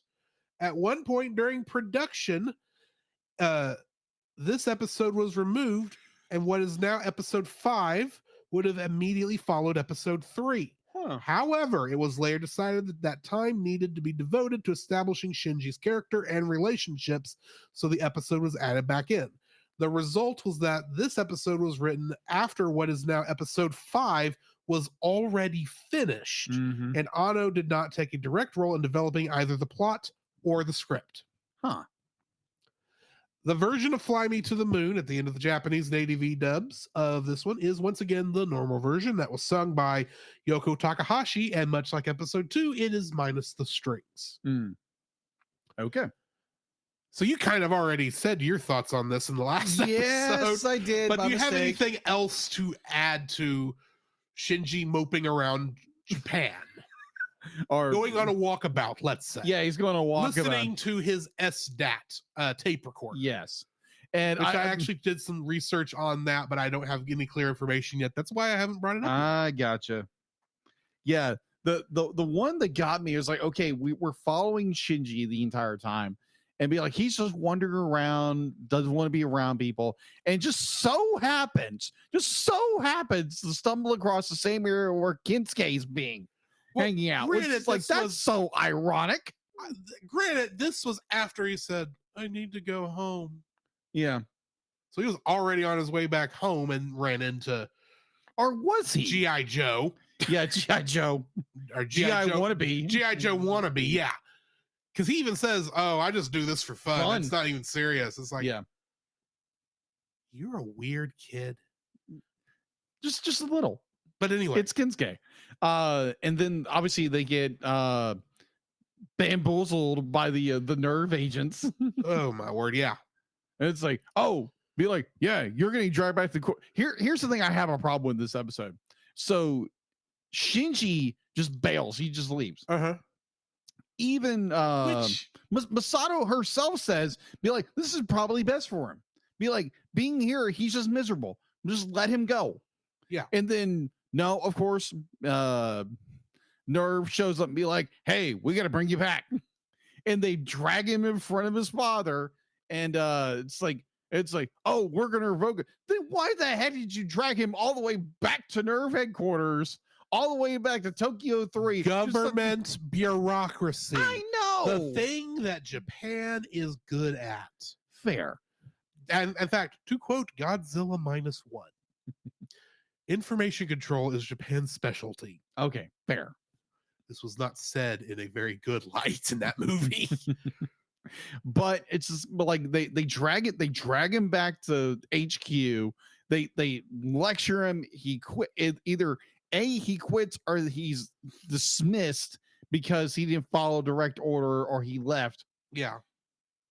Which, unlike a certain character who shows up later at the very end of the show and then pops up again in the movie, which is okay, this person got reinstated for, and that's another part when we get to the we will get there when we get there. Yeah, yeesh. Okay. No teasing. I'm trying not to. It's really hard. I know. We'll get there soon enough. Yeah, okay. I think we've done this with each other both times with like other series we reviewed. Remember Tangled? Yeah, exactly. Where I knew before we finished season 1, oh, I know about the blue hair. Yeah, I know who has it. Oh my gosh, that was irritating. Because stupid wikis have to show that on their front page for the full series. but the series, I love how this episode ends. Is where be like Shinji is it where he's on the platform? And like Masato shows up, and I have issues with this scene. Yeah, continue. Yeah, but I enjoy the scene a little bit. Be like, it's okay. Be like, oh, I'm home, because everyone's expecting him on the train, but he actually stays. Right. Like, granted, the scene drags out beyond. Okay. I do have to touch on this now. Yeah. Okay. I timed it. Yeah. I stopped the Netflix. I backed up. I counted how many. I counted the timestamp where that scene started Mhm. and the timestamp where it stopped. Now, granted, this was not exact. This was where Netflix is jumping, but still 40 seconds of the same shot. This is not animating on ones. This is not animating on twos. This is animating on, let's see, what's 40 seconds, 40 times 24. Not animating of a single shot. Now, granted, I know that in later episodes, similar shots will become infamous. an elevator scene. Yes. Mm. But I'm sitting there going, watching this scene and going, do something, anything. But anyway, no, both my mics are on. Yeah, they're on. Okay. Hopefully they're on. Drew, Jacob, we lost you. I hear him. Neko, I think you're having connection issues. Yes. Come in, Soulcast. Do you read us? Yes, we do. Neko, I think you Are having problems. Having Audio problems. tech issues. Might I suggest not using Acme products in the future? I'm having problems too, but While that's not podcast related. while Bear Coyote, I probably misspelled that, is not a fan, and he is supposed to be suing them soon. If that movie will ever come out. I'm sorry, I had too much fun with that. dears. Okay, back to emotional damage. We were on me, weren't we? Yes, Yeah. you were. 45 seconds of them doing nothing. It's like, because the thing is, I knew what happened. Yeah. They finished the story and had to fill a time slot and had nothing else to put there, and probably had more animation budget for this episode Maybe. to put there. So they decided to have a longer than normal not establishing Yeah. shot, but a longer than normal reflection shot on them looking at each other. Now, granted, I can see that happening in real life. This is a television show. Mm. 10 seconds at tops. At that point, it's getting awkward. There's no amount of cicada chirping that fixes it. Granted, I will say I did like in this episode, they explained the cicada chirping and why it's so prevalent in the Mhm. soundtrack of this film, Yeah. the show. Yeah. So, anywho, Well, I do want to come to more of the show's defense with that, yeah, because with Hideki Anno, it'd be like when he is, I will say I have seen a lot of Hideki Anno stuff Mhm. after this point. yes, He is an auteur when it comes to cinematography, and that Yeah. is a lot of what he's doing here. Yeah. But as I mentioned earlier, Mm. Hideki Anno had almost nothing to do with this episode. that is true. You can't say Hideki Anno. That is true. You can't use that as an excuse. This is some other guy who, these are two other people who, bless their hearts, just ran out of story before they ran out of time. Yeah. They had to stretch the scene out enough to That's all it is. It's filler. It is. Yeah. It is. It is Dragon Ball level. This is worse than Dragon Ball level filler. my. Because, well, I take that back. Dragon Ball is worse because you got a man yelling into your ears the whole time. Yeah. But yeah, that was just a weird, like 40 seconds. I'm thinking, are you going to do something? And finally he says, I'm home. And the episode ends. It's like, and there's Ray spinning in the water Yeah. while Not Fly Me to the Moon plays. I'm actually curious when I get to where that song actually plays in the soundtrack, Okay. if I am going to hate it there as much as I do in this end credits, knowing what it's replacing. But anyway, Oh that's my beside the gosh. point. Also, here's a fun thing. I actually had to go back to this episode, go past the end credits to watch the next time on segment. Because when I checked IMDb for this episode, doing my initial cast list for this, trying to find people who weren't in it, it listed Asuka on one person. I don't remember which one it was. Probably one of the ADV dubs. Someone's agent got a little too giddy and happy about making sure this person was mentioned on Evangelion because they did it a couple episodes early. 4 episodes early from what I can see. Because I looked up when Asuka's first episode is. It's not for a bit. It's before double digits, but we've got some time before Asuka's going to show up. She doesn't show up in episode 4. This is why you should double check IMDb. It gets stuff wrong. But I did go back and watch. Okay, I didn't see Asuka anywhere in the main part of the episode. Did they put it in because maybe she's got maybe a half-second scene and they showed the character, and maybe you got a vocal tick of something that technically was voiced by the dub actors? No, there's no Asuka at all. It's like, no, there's not. Germany, you have failed me for the last time. Jeez. Anyway, I actually forgot Gendo was in this episode. Yeah, Gendo's in it. Gendo's in it, but he doesn't say a word. He just stares down at Shinji. You are a disappointment. I hate you. Oh my gosh, this show. I am looking forward to finding out why Gendo hates Shinji so much. Right. We'll get there when we get there. Yes. Yeah. Watch the review films. It's interesting. Also, I want to put in there, because I didn't mention this earlier. The angel from episodes 1 and 2 is called the third angel. Yes. This one was called the fourth. That means there's a first and second somewhere. Yes. And what I do remember of the rebuild films, I think the first one, because that's the one on the cross, right? Down in the Geofront. I think it's that guy. Yeah, I think so. Specifically, I'm saying guy because you know what I'm referring to. Possibly. Okay, just verifying, because I think that's one of them, and the other one I suspect is named after the same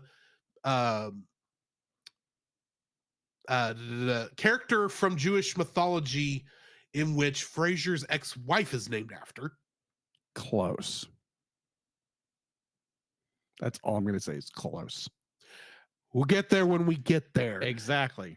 Next week, unless you've got anything to add. Like, you might be right. Maybe. I may be right, but more than likely I'm crazy. Well, you knew that. Exactly. I'm on this show, for crying out loud. Hey! Well, you're the one who invited yourself. I'm aware.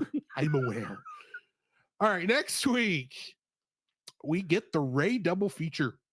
Yes. I say it that way because the English names, I believe it's the English names on both of these is just Ray 1 and Ray 2.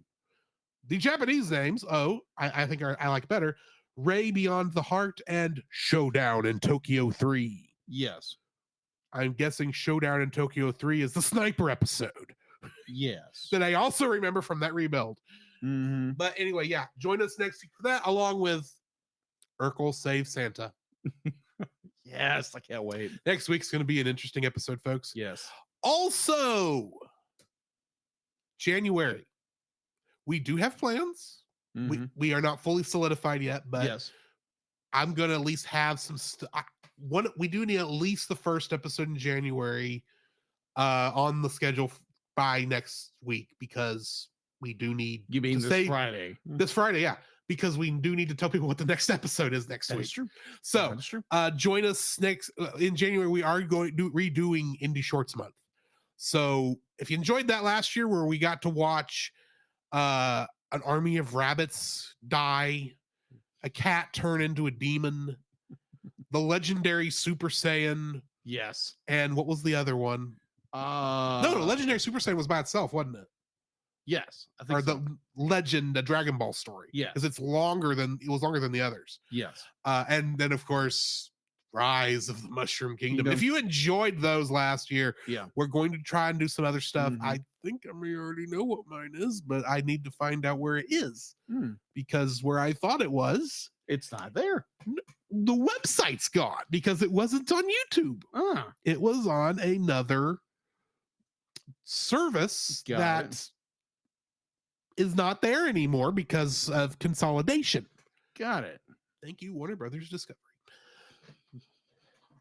I think. I don't remember. Anyway, doesn't matter. Join us next week for Urkel and more emotional damage. Urkel causing emotional damage? I have no idea. Anyway, but in the meantime, this has been Drew. This is Jacob. And we'll catch you in the next frame. You can follow Jacob on his Facebook at Jacob B. Heron. His Facebook page, Jacob's Daily Art Corner, where he tries to draw each and every day. His Instagram at Jacob B. Heron. His Twitter at Jacob Heron. And his letterboxd at Jacob Heron. You can find Drew on Facebook at Drew Dodgen. His Facebook page, Drew's Photo Bin, to see his photography. His letterboxd page at GGeorge759. His Twitter at GGeorge759. And Instagram at Drew Dodgen. You can like us on Facebook at the Cellcast Podcast, on Twitch at the Cellcast Gaming, On YouTube at Cellcast. on Twitter at cast_cell. The Cellcast can be found at Apple Podcasts, Google Play Podcasts, Stitcher, Spotify, or anywhere else fine podcasts are downloaded from. Please rate and review us where you found us, and also on Podchaser. Email us at thecellcastpodcast@gmail.com. The Cellcast is a proud member of both the Pop Americana and Culture Box media networks. For more information, please see the link in the description. Our theme song is Drop and Roll by Silent Partner. And remember, that's Cell with a single L.